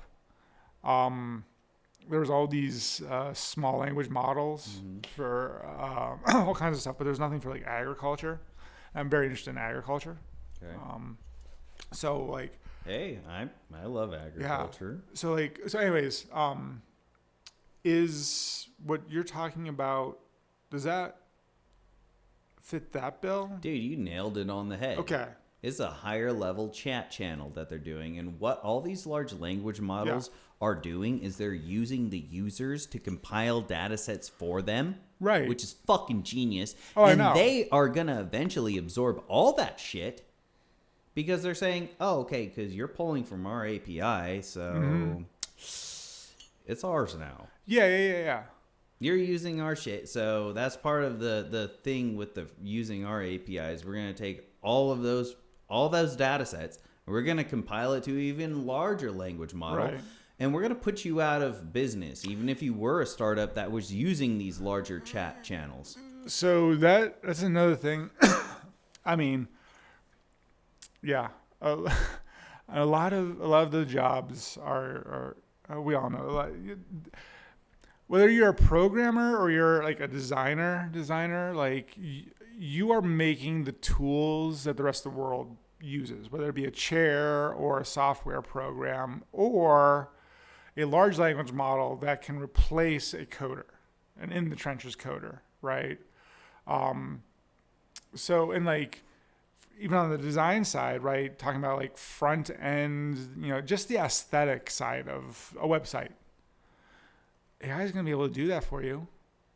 If it's not already, it kind of does. I mean, other than making pictures that look like photographs, you can kind of get a decent like graphical design and website design, stuff like that. But it's only going to get better. Yes. Anyways, your point, the interesting point about, both our fields are going to be disrupted tremendously. I think I was telling you when I met you, like up to like a decade ago, a lot of industrial design consultancies would have like a full-time like fabrication shop, right? And then 3D printers started coming on board, so you need less fabricators, right? Now you can have AI start actually doing the designing of anything from sneakers to, I don't know, rocket engines, and then feed that to a 3D printer. Anybody can start doing that. It's going to be pretty crazy. Your point about, that was really, really, really interesting about AI and people becoming like culturally, like socially drifting towards AI, like a specific AI. Mm-hmm. Like that's really, really interesting because this is something that's really, really interesting to me. Like the idea of culture in AI. Would an AI, I'm assuming AI trained in China is culturally not like AI trained here in America? Mm-hmm. Right? That's true. I would assume so. Mm-hmm. Different data sets. Right? So that's really interesting. Yeah. Really, and really I think Elon Musk kind of saw that, and he created his version BART. I haven't heard about that one. Yeah. And BART is like a sassier. It's dumb. It's Is dumber than ChatGPT, but it's sassier. So it's got more personality. So BART, now Gemini, there's Falcon, there's other ones coming out of Europe, all kinds of stuff like that. I really think so also getting back to like the nerd side too, right? If you've ever read William Gibson, dude, okay. If you like The Matrix, if you like cyberpunk, William Gibson is like, The Matrix is loosely based off of his book Neuromancer. Okay. Right? Like his stuff is freaking amazing. Cyberpunk. If you like Blade Runner, you'll be into it. Really cool stuff. So in reading like some of the stuff that he's written about which is in a lot of ways the merging of the organic and the technological, right? The merging of human beings and technology. So this idea that AI would influence us socioculturally, but while we're influencing it, is really, really fascinating. Because like you're saying, like, okay, like I totally used Google to get here because it's my first time getting here, and you gave me an address, right? Assuming that I'd put it in Google, and I did. I mean, we're already cyborgs. It's a really interesting concept. We're going into this another level, right? Yep. One day you'll say, well, what's interesting to me is when I was at the TEDx, the Spokane TEDx. Yeah. And in that theater, one of the speakers asked, who here has ever used ChatGPT? Raise your hand. And it was not many. That was in July.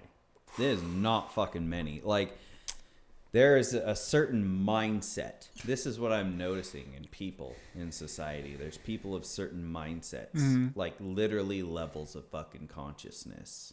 Right. And there's those who are like, I'm a trucker. I done truck every day. I'm a trucker. It's like, and I ask him like, dude, what do you listen to all day when you work? Country music. Yeah, I know. I'm like, holy fuck. How could you listen to country music all day for 8 hours fucking straight driving?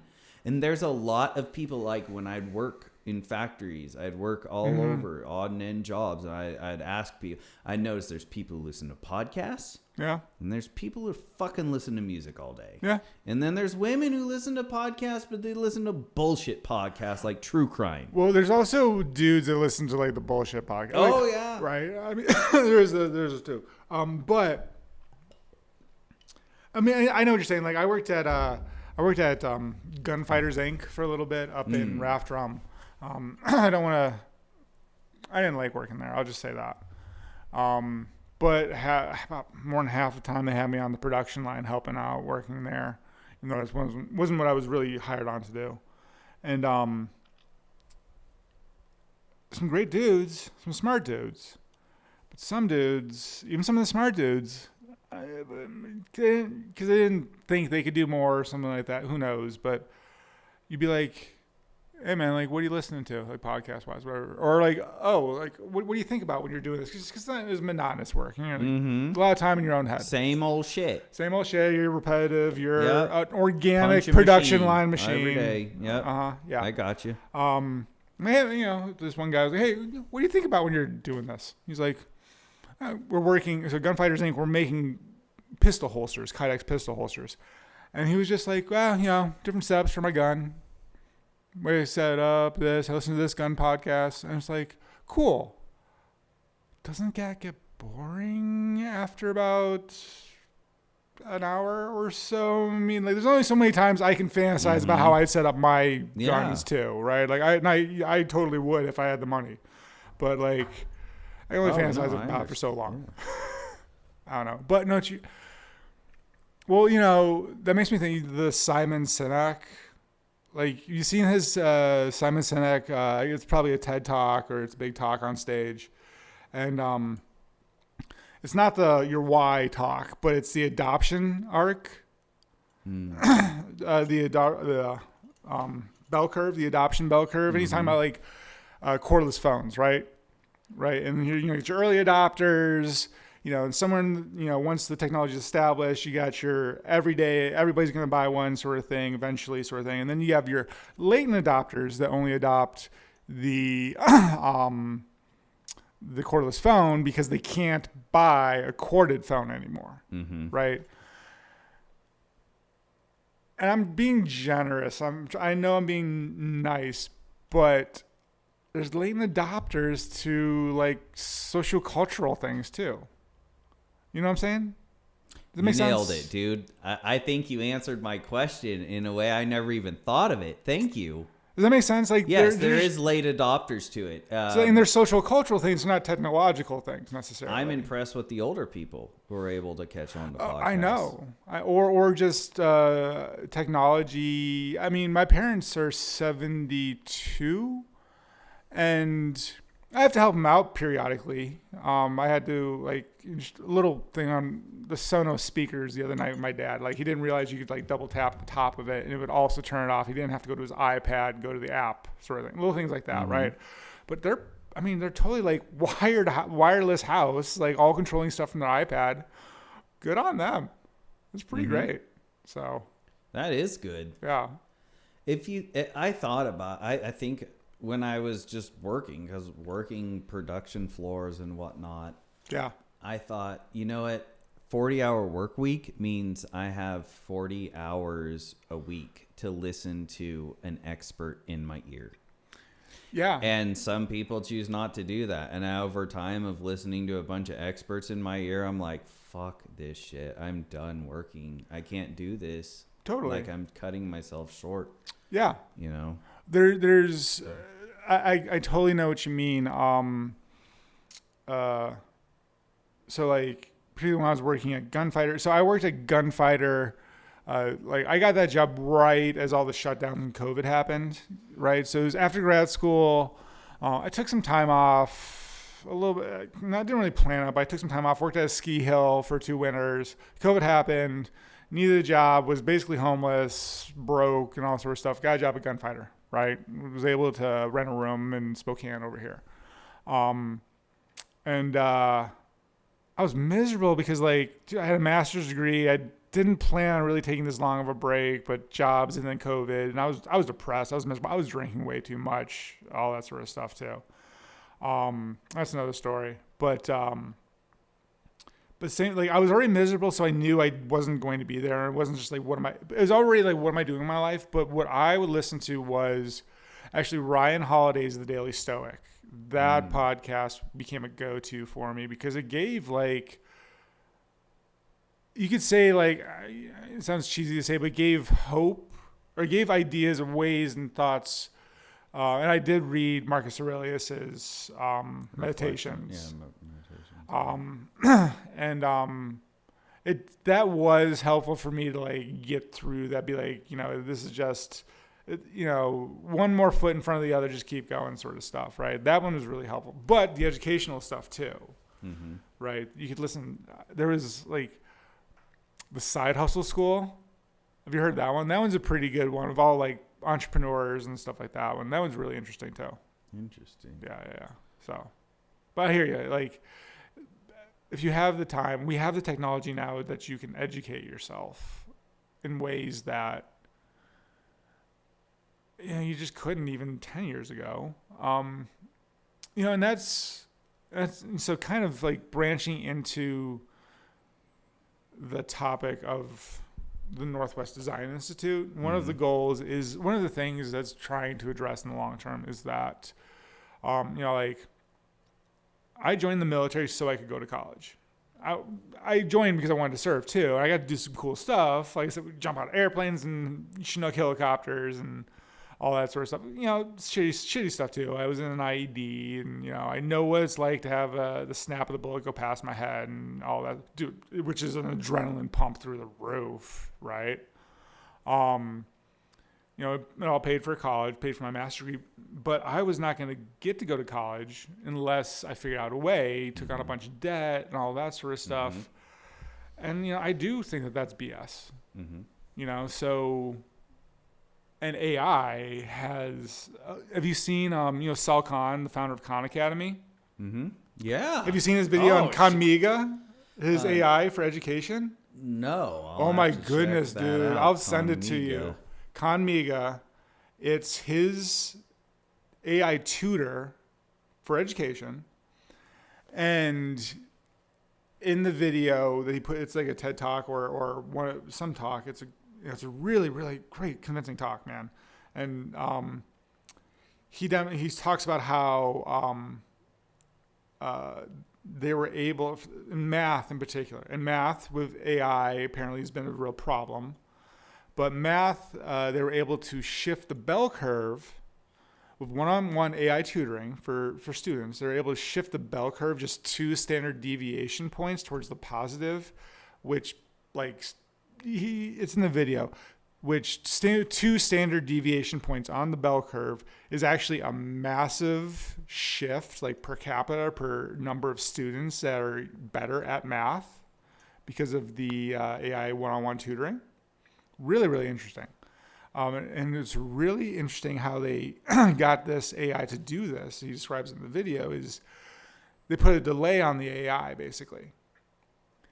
If a student asks for help on a question, basically, I'm paraphrasing, layman's terms, basically made the AI take a couple seconds to think on the question before it gave an answer. And particularly for math, again, apparently math has been a challenging thing to get AI to do for some reason. I'm not sure. But the success rate for math by giving the AI a few seconds to think about the problem went up dramatically, as well as the ability for AI to then tutor the students, right?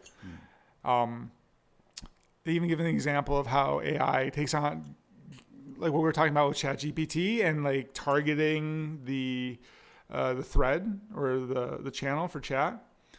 Give an example of how a young student asked the AI for help with The Great Gatsby, and she asked the AI to take on the persona of not the author but Gatsby.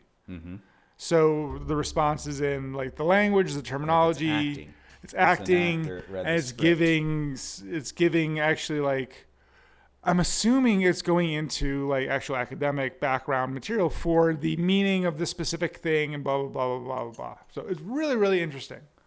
Yeah, what they're doing is they're really getting people to self-train the model.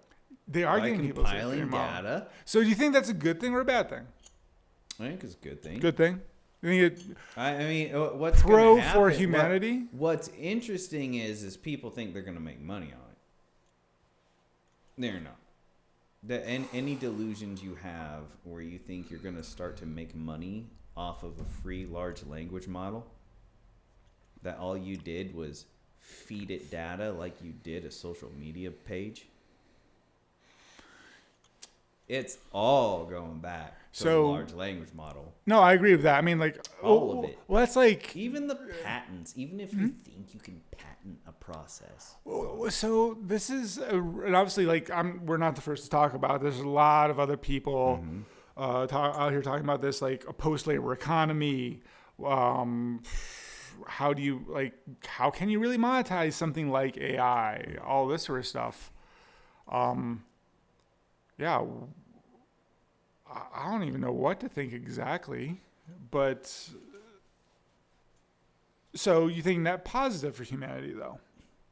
Yeah, it's only solved more problems than it's created. Okay. I mean, dude, here's the thing. Using the large language models is like steroids for administrative tasks. Oh, totally. And we're all fucking juicing. The ones that are juicing are way ahead. No, those that are not juicing. No, 100%. They're still listening to country music all day. No, I totally agree on that concept. I mean, like, I absolutely agree. Which will put a lot of people out of work. A lot of jobs will shrink up. Jobs will change and shift what we do.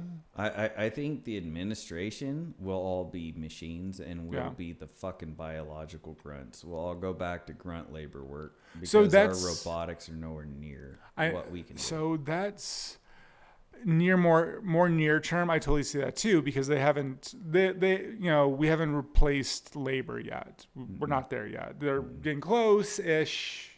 Some of the new robots, not just the like Atlas and all that sort of stuff. Some of the other smaller, more work-related ones, which is cool to see actually in a lot of ways. But you're right, labor. I mean, like I said, I'm working with this, veteran company called J-Dog Junk Removal. We also do like demolition, stuff like that too. Some of the franchises actually do full-on construction, but not this one that I'm working for. Robots aren't coming for those jobs yet, and nor is AI. So I think you're 100% right with that. It's interesting how they're using AI in agriculture, though, which is always thought of as predominantly labor. But in stuff like spraying and some of the big, more advanced agriculture like tractor systems are using like AI. I listened to some really interesting AI or ag podcasts and like business of agriculture and stuff like that. Some really, really cool podcasts on ag. And one of them was talking about like using AI to target spray your plants so you don't overspray, which is a cost reduction, like all that sort of stuff. Really, really interesting. Really interesting. I'm just waiting for the freaking mechanical drones that go and replace the pickers for a lot of the fruit, like cherries. Yeah. Like you can scan it. Oh, the hand stuff they got to do. And then like cut the stems with the reciprocating saw. So here is, again, this kind of gets to the question then, and this is the one that everybody kind of comes back to. Is it, okay, if there is near-term jobs are going to be intellectual or they're going to be labor? Because the middle of the road, administrative, even a lot of like business decisions will be outsourced to AI very easily, right? I mean, honestly, in my personal opinion, I'm already outsourcing business decisions to big data. Well, yeah, exactly. You doing data mining, exactly, right? So intellectual jobs, so the people that can take the big data and make decisions on execution, but they're not the executors necessarily. Meaning that's what I mean by like the intellectual economy. They're more of like the decision makers, like the CEO or the boss would be, and there's less of the actual workers because that's been outsourced to AI administratively, right? For a lot of large businesses, corporations, let's just say, right?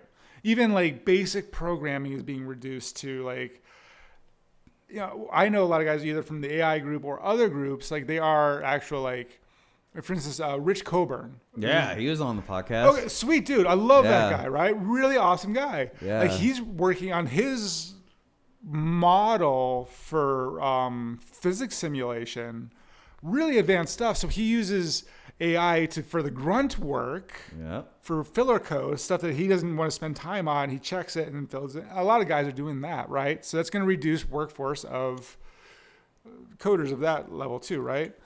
Anyways, the whole thing is that like people that are smart and can see the big picture and make the decisions on a lot of, whether it be data of different elements, whether it be hard quantitative data or fuzzier, particularly if it's fuzzier qualitative data, meaning the human side, right? Understanding humanity, bringing in tools from psychology, sociology, anthropology, stuff like that. Neurology, cognitive sciences, stuff like that. But again, like labor, that's not going to be replaced anytime soon. I guess, so the question starts to beget like, okay, that starts to posit a greater sociocultural rift. Yes. So if we can make it through that, assuming that eventually robotics takes the labor jobs, and we are in a laborless economy, do you think it's really a utopic sort of thing where we're all like Roman poets sitting around lazing in the sun and, you know, enjoying life and able to pursue like for our pursuits, for our pleasures and, you know, the utopic sort of thing? Or do you think we find more work? Do you think that because there's no more jobs, people are just homeless, don't work? There's more of that sort of thing because we're still going to have sex and we're still going to reproduce. people tend to find themselves and struggle. Yeah. And not the, living affluently. They tend to, want to lose themselves to find themselves. Mm-hmm. So I gotta pee though. All right, dude. Sorry. That was a heavy. Like I just rambled through that one. I'm sorry, dude. We talked about a few things I was thinking. Yeah. Like, I quit when I got out of the military, and I quit for a good couple of years, and then bad breakup when I was in college, grad school.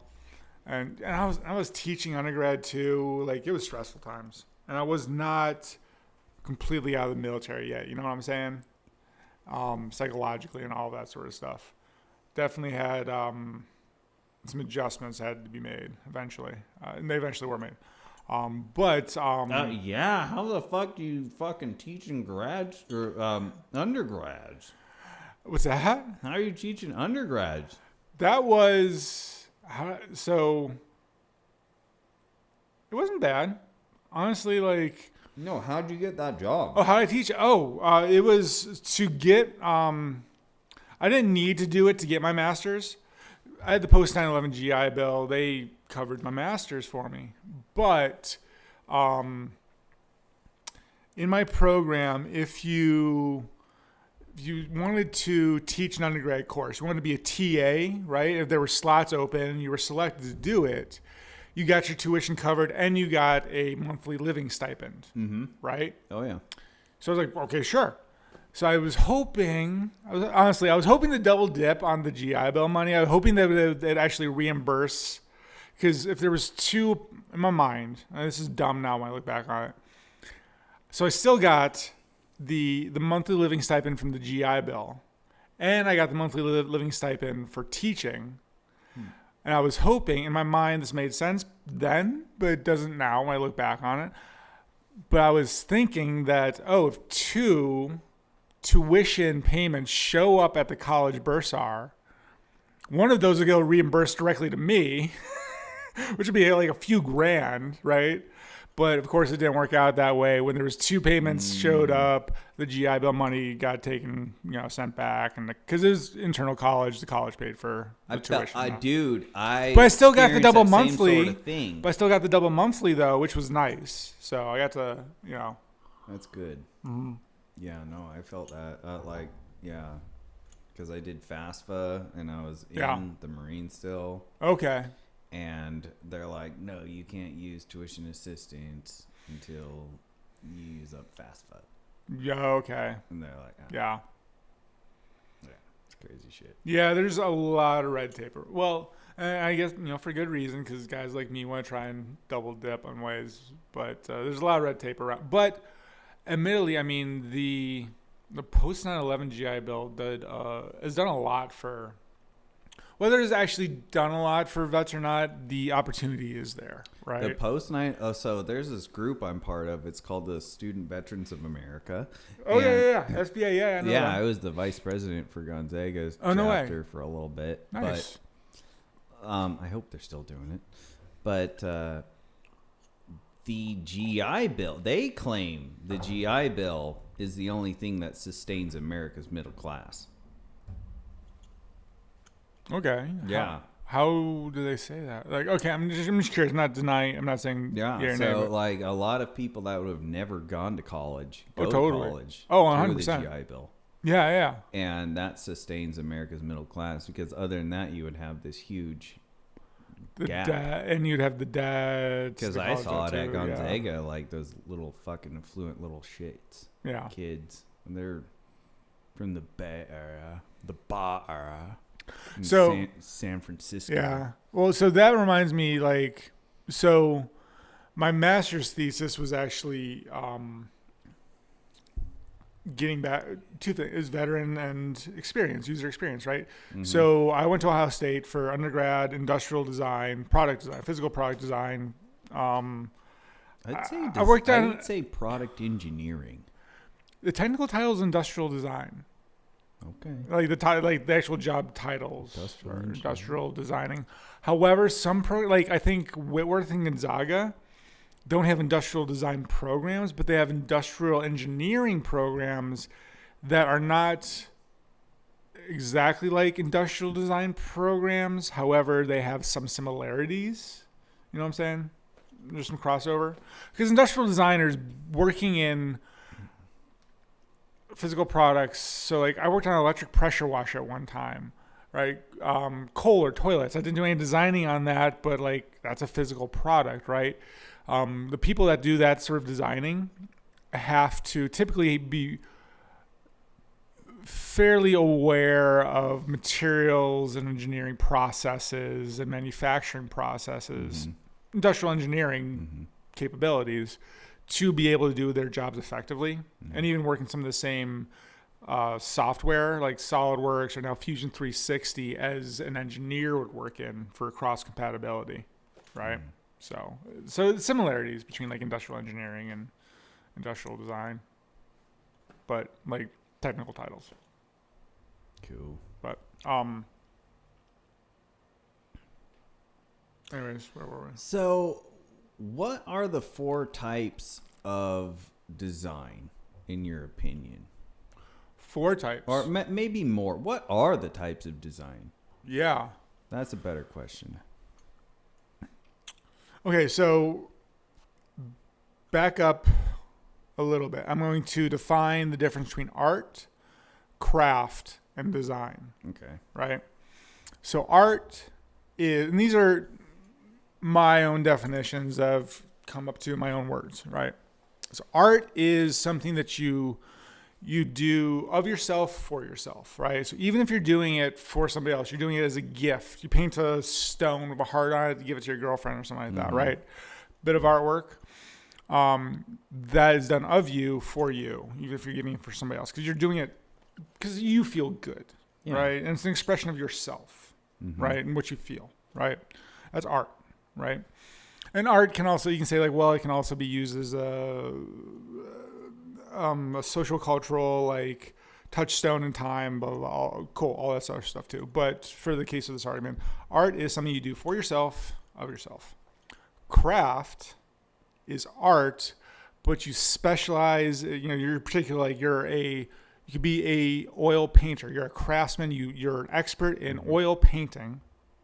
However, you do it for commission. You do it for somebody else. That's what a craftsman does. Oh, a craftsman is a commissioned artist. They do it for profit. Gotcha. Right? That's essentially what a craftsman is. That's the best definition I've heard of one to date. A woodworker to a baker is a craftsman, but they're doing it for profit, for sale, right? Yes. I have been both an artist and a craftsman. Yeah. I built this table.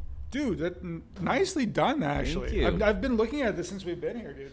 Yep, it's Paduke is the redwood and Wenge is the blackwood. I really like it. It's Thank well you. done, man. Thank you. Japanese style. Totally. Designed it. Yeah, all. and like a bonsai in the A middle. little bonsai in the Inlay. middle. Yep. Dude, nicely done. Thank you. The craftsmanship is really fantastic. Yeah. It's good. It's a good one. Glad I still have it. Nicely done. Thank you. So, art of yourself, for yourself, even if you give it to somebody else. It survived the divorce. Oh. That means it's better. It's more stronger quality. because of it. Yeah. It's more quality. Yeah, there Whatever you it was worth before, it's worth 10 times more now because of the divorce. There you go. Yeah. Little sentimentality. So now you know. Heavy statements. But no, dude, like, well done though. Thank you. Well done. So that's one Art dimensioned. Art, craft, you design. mentioned art, craft, design. Design. Definition of design is born of the Industrial Revolution. It's our ability. Design comes from our ability to mass produce things. And I do not. This is a politically loaded statement, but design actually comes from a socialist movement, right?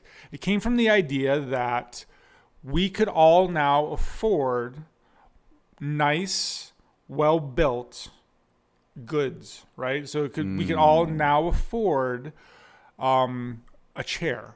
Oh, yeah. Because they've been mass-produced and they're high-quality mass-produced. Costs come down. We can all now afford one, right? Gotcha. So our standards of living started to rise because of mass production, design, and the design that had to go into that, because that's where it ties into engineering a little bit, because design worked really Because closely. if you can't design it well, you can't mass produce And you it. have to know the constraints of production and engineering of material sciences in order to design something successfally. Yep. The right. input costs and the Same variable thing, costs. digital, like the same concept applies. You have to know the constraints of the software, which you're building, the hardware, all of that sort of stuff to build something successfully, Oh yeah. right? Design, right? So anyways, though, so again, design fundamentally is about mass production for mass consumption, and it's for profit, right? And obviously there's a lot of good and bad in that, right? You could say, people said, and I kind of agree, like the soul, like this awesome sideboard that you made by hand, dude, like this has Easy. soul, dude, Yep. right? Like this yeah. is done by you. If this was an IKEA thing, does this have soul? Nah, not really. I don't think so. That's a personal opinion, right? But so that's the difference between art, craft, and design, right? That's easy. So fashion, talk about fashion a little bit. So this is something everybody knows. Everybody lumps fashion design all in like this one area, right? And as I used the example earlier, like a t-shirt you buy at the Gap or any other chain store, that is designed because that's been mass produced for mass consumption, right? This is going to speak more to women, right? But to a guy, you go get a bespoke suit, or a woman gets a custom wedding dress. Even if it's by Vera Wang, who's like the most famous wedding dress designer living today or whatever, right? If it's a custom one for you and you pay the thousands of dollars, that's craft, not design, because it's a one-off. It's not mass produced for mass consumption. Apps, mass produced for mass consumption, same concept, right? Websites, whole thing. So, really quick, so that's art, craft, design. That lays the groundwork for your question about design. How do I define design? What is design? The fields of design. And so kind of traditionally born from those earlier days, you essentially had like industrial design, engineering, stuff like that, architecture, and like graphic arts, commercial arts, graphic design, stuff like that. You know, which can kind of be traced back to the printing press earlier days, but there were less, more. I mean, those were more like craft in a ways, right? But anyways, though, this is what you think of like posters, like the Keep Calm and Carry On poster from England, World War II, right? It's graphic design that was mass produced. Like that's a great example. Or even like Russian deconstructivist posters, which are, if you look at me like, oh, those are super cool, like, stuff like that. Even the Nazis, which I know, like, dude, but like, I actually had a professor in undergrad, this awesome Dr. Noel Mayo, successful. I describe him as he was a successful black businessman and designer from Philadelphia who was one part hippie, one part conspiracy theorist. And he was the first one, like, in class, said, like, dude, the Nazis were great graphic designers. They had great design. And it's like, what the hell? It's like, you're totally like taken back. And it's like, what? And it's like, yeah, and look at, and like, think about, they put so much psychological operations and design, the way things look, the feeling you get when you look at things too. That's very much part of it, right? So yeah, interesting stuff. Anyways, so traditionally there's the vision, there's graphic design, industrial design, architecture, the world that we look at, the world we interact with, and the world we live in, right? And then from there you start to get into like specialize maybe a little bit and whatnot. This is before digital. And you start to get like interior space design, which is more Again, like interior architecture, right? Usually used more like in hospitals and big commercial buildings where anything from wayfinding is important to flow, traffic flow of people, even airflow, stuff like that, lighting, stuff like that is considered for the interior side of it. Industrial design, you have people that specialize in like, they work for Nike and all they do is specialize in like designing shoes. Or they work for like KitchenAid and all they do is do like commercial, home appliances. Or you have like industrial designers that work for like Philips Healthcare or what's the big GE Healthcare, and they're working on like one of the most famous ones. He's got some TED Talks out is how they designed a kid-friendly MRI room, and MRI room, right? So big medical stuff like that. When I was at Carton Design, they actually kind of specialized in, which is where I worked at the Kohler project. They actually kind of specialized in medical. Mm-hmm. So like we worked, anything they did some like EKG machines. I remember we did a big research project for a audiology company, hearing aids, stuff like that. So they would do design for stuff like that. So it really touches a lot of different areas. It really does. Even like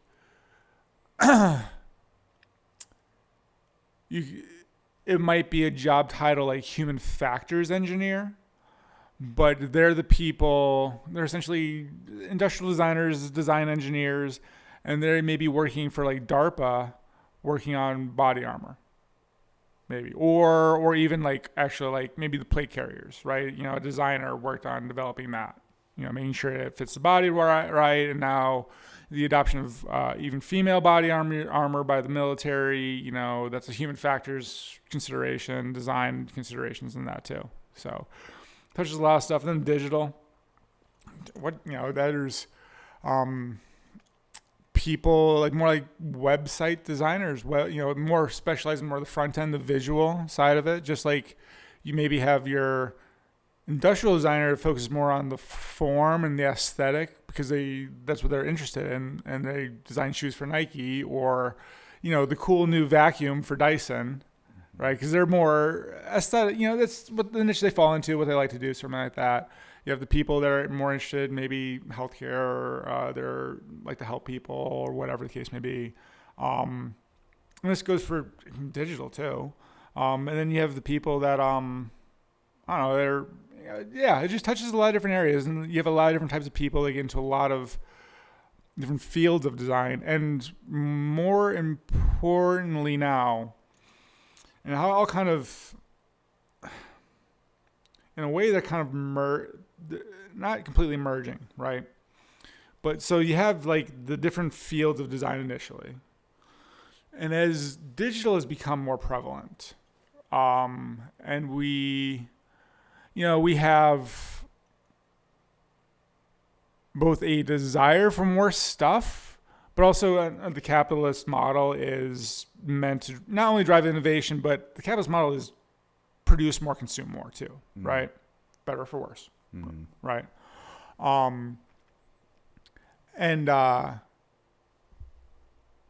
So being that the case, again, the design fields have started to meld a bit where you have two-dimensional digital experience, a design digital experience inside of a physically designed product. And then maybe you're using that to interact with the store that you just walked into, because it's a box chain store and you're looking for something specific. So you walk in on site and you like type into their app real quick. I'm looking for a sprinkler head, whatever, and you're at Home Depot and you find out where that is exactly, and then you can just grab it off the shelf and then go check out at a touchless, personless checkout, right? That's entirely a designed experience. Every aspect of that has been designed. the physical product, the digital experience, how they interact, how all of that interacts with you walking in the store, every point of which you might possibly interact with the store while you're there. All of those things are game planned and thought about, and you have hosts of different people specializing in different areas, digital, physical, systems, engineering, all kinds of different people, potentially, working all to compile that multifaceted, complex experience. And it's all designed, right? So, so design is the aesthetic. Yeah, for sure. Because that also helps sell, because design is about emotion. But then there's the other side, like it has to work well. It has to be easy and intuitive, right? Useful, easy, and intuitive. So something can look cool, but if it doesn't work well, nobody's going to want to use it, right? And so that's another one of the key points of design. So no matter what it is, whatever field of design, whatever the designed outcome is, it has to hit those criteria of easy, intuitive, useful, stuff like that. So what do you think is going to happen in the next presidential election? Oh, dear Lord. Can I say that, okay, I'm very much an independent person. I've always been registered independent. I have personally not voted in the last 3 elections because I have not in good, literally the last 3 or 4 presidential elections, because in good conscience, I did not like either of the 2 main candidates. And voting for a third party is a thrown away vote, unfortunately. So I chose to execute my constitutionally guaranteed rights, and I did not vote because I don't particularly like Trump. I don't like Biden. I did not like Hillary Clinton in the least bit. Never have liked the Clintons. I didn't particularly like Obama. I gave him a shot the first time, but that was the last time I voted too. So, I don't know, man. It's, again, circling back around to AI too, man. Like, how is that going to freaking upset everything? Like, I'm not a fan of Biden either, but there was the robocall, AI-generated robocalls with Biden's voice telling people in New Hampshire not to go vote. Oh, shit. You hear that about that? No. Yeah, I don't even follow politics. That's why I asked. I read headlines, and that's it these days because, okay, when I have to go at some point, it's 6 o'clock. Okay. No, yeah. But this story, we should do another podcast too. When I came back from Afghanistan, and this was end of 2010, early 2011. So Facebook wasn't then what it is now, or what it was in the last 5-6 years, whatever. It was still much more like just a feed of stuff, right? Or at least I think it was. But anyways, what I did was I got back from Afghanistan. I was so just like tuned up on like foreign affairs stuff and knowing like I kind of miss getting like intel briefs and shit like that, right? Because like I came back from Afghanistan and then like a few months later, like it was end of my second contract. I was done. I was out. I'm, all that sort of stuff. But I was still like jonesing for like intel briefs and like what was the nasty shit that happened over somewhere, right? I just wanted to know what was going on. So I would spend like 2 hours every morning with like my coffee. I turned my Facebook feed into just a news feed. I followed like all ends of the spectrum, like international news, everything. I didn't follow family, friends, or anything. I spent 2 hours just military news, everything. I would check my sources and all that sort of stuff on something I was interested in, and then I would blast it out to everybody that followed me. Like, here's what's happening in, Mogadishu, and here's why it's important you should pay attention. First of all, I burned myself out on that because I was just stressing about like every little thing, just overloading myself on information I did not need to have.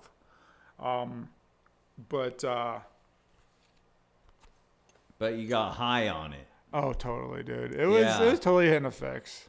Yeah, It was totally totally. FX. I feel you. But so to that point, like to this, it's still kind of hard for me to not go down the rabbit holes of all that stuff. Yeah, So I make a conscious effort to be like just headlines and like that's it, Yep. sort of stuff. Yeah. Yeah. So Well, do you have any book recommendations? book recommendations. That's a good question. Mm-hmm. So let's see. I am going to recommend. I'm going to recommend a couple books if that's okay. Yeah. One of them. Okay, so I'm going to recommend 1984 just because it just popped ahead, and it is a really, really fantastically well-written book. He's a good writer. It's great. George Yes, Orwell was Yeah. great, and it is something he talks about a lot of things in there that just be cognizant of, particularly as I think as digital becomes more prevalent in AI, right? And different things, social things going on. And again, like I'm very much independent. You do you. I'm pretty libertarian in a lot of ways, right? You do you. Just stay. We're all cool, sort of thing, right? We can all get along in a lot of ways, hopefully, at least, ideally, right? But 1984 is a great book just because it's very well written. It is something that is, again, certainly to be cognizant of. I'm not saying that we should read it for the times now. I'm just saying it is something that's very, very well written and be, informed of and think about. Let's see, what else is another good book? I commented on it over there. The Subtle Art of Not Giving a Fuck by Mark Manson. I have read that a couple times actually. He's got a great YouTube channel. Some of his stuff is really good. I do like that one. I recommend that one. And then this is the oddball one. And I'm blanking because we smoked. I'm a little stoned. Yeah. I'm blanking on some of the really profound stuff I recommend reading. But I recommend picking up to anybody. Pick up a copy of. Usually you can get them at bookstores, sometimes used. Year's Best Sci-Fi Short Stories. And here's why I recommend this, right?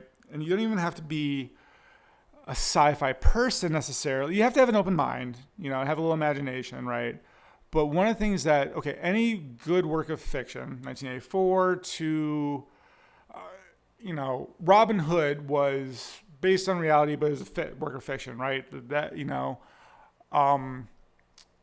Any work of fiction is a exploration. This is academic, but is an exploration of possible futures or possible realities, right? What could be. So that's why I like... Or it's reality coded. Or reality coded? Yeah. Explain that. Define. Go down that a little bit more for me. Oh, man. I took this whole class on Tolkien. Oh, yeah. I love Rings. Tolkien, yes. And after learning everything I learned, I realized that Tolkien was just a dude who was suffering from severe post-traumatic stress to the point that he coded his entire experience of the Battle of the Somme in an epic about, fairies and trolls and shit. Wow. Yeah. So yeah, in that case, well, that's great because it was an expression of him, and right, and it was therapy for him, I'm sure. Yeah, absolutely. So maybe that doesn't align with my notion of the science fiction per se. But that's really, I love Tolkien too, and have you ever read anything about Joseph Campbell and the hero's journey and so great stuff. I love it. That's another thing.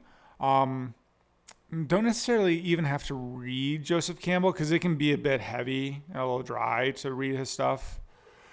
But the hero's journey, just go to YouTube and watch a video or two on it and get an idea of what it's about. And for me, post-military service and figuring out where I'm going in life, and suffering from alcoholism and feeling shitty about everything. Like, it sounds hokey, but referencing my journey to the hero's journey, and it gave me sort of like how you say comfort. It gave me like this idea of like, hey, like, all right, this is, I was right, military, all kind of stuff like that. Did a lot of pretty impressive stuff in the military, particularly in Afghanistan. And then suddenly I'm lost, and I'm no longer in the military. I don't have the structure of the military. I'm down and I'm out, and I'm feeling shitty. And I kind of like, oh, this is the hero's journey. The hero has to overcome like a massive hurdle. They have to have a major setback, and they have to grow from that and become a better person at the other side of it to do better things.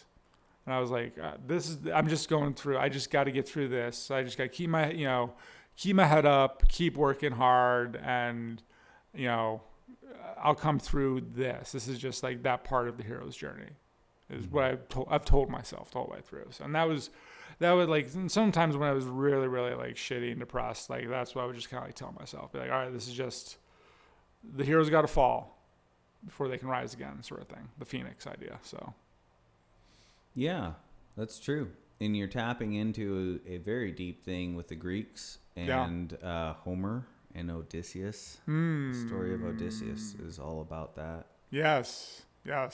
And how you read Odysseus is it's the veteran's journey home from the Battle of the Iliad. Okay. Following Odysseus, the great warrior who created the Trojan horse. Mm-hmm. And as he goes back to his kingdom and he feels like a stranger in his father's land. Yes, I've not read it, but I know, yes, I've read some about this. Yep. Yeah. It's a good one. And I love the way it ends. Yeah. Yeah. I'll just keep that in mind. Add that to the reading list. But I should get going though, dude. So it's 6 o'clock. Hold on. Last question. Where can people find you? Where can people find you? Okay. People can find me. I am on LinkedIn, Instagram. So I'm Joshua Morrow. My LinkedIn, it says I'm a human-centered design thinking adventurer. Instagram, I think it's at Josh Morrow _1. Let me look it up real quick. Totally blanking on that.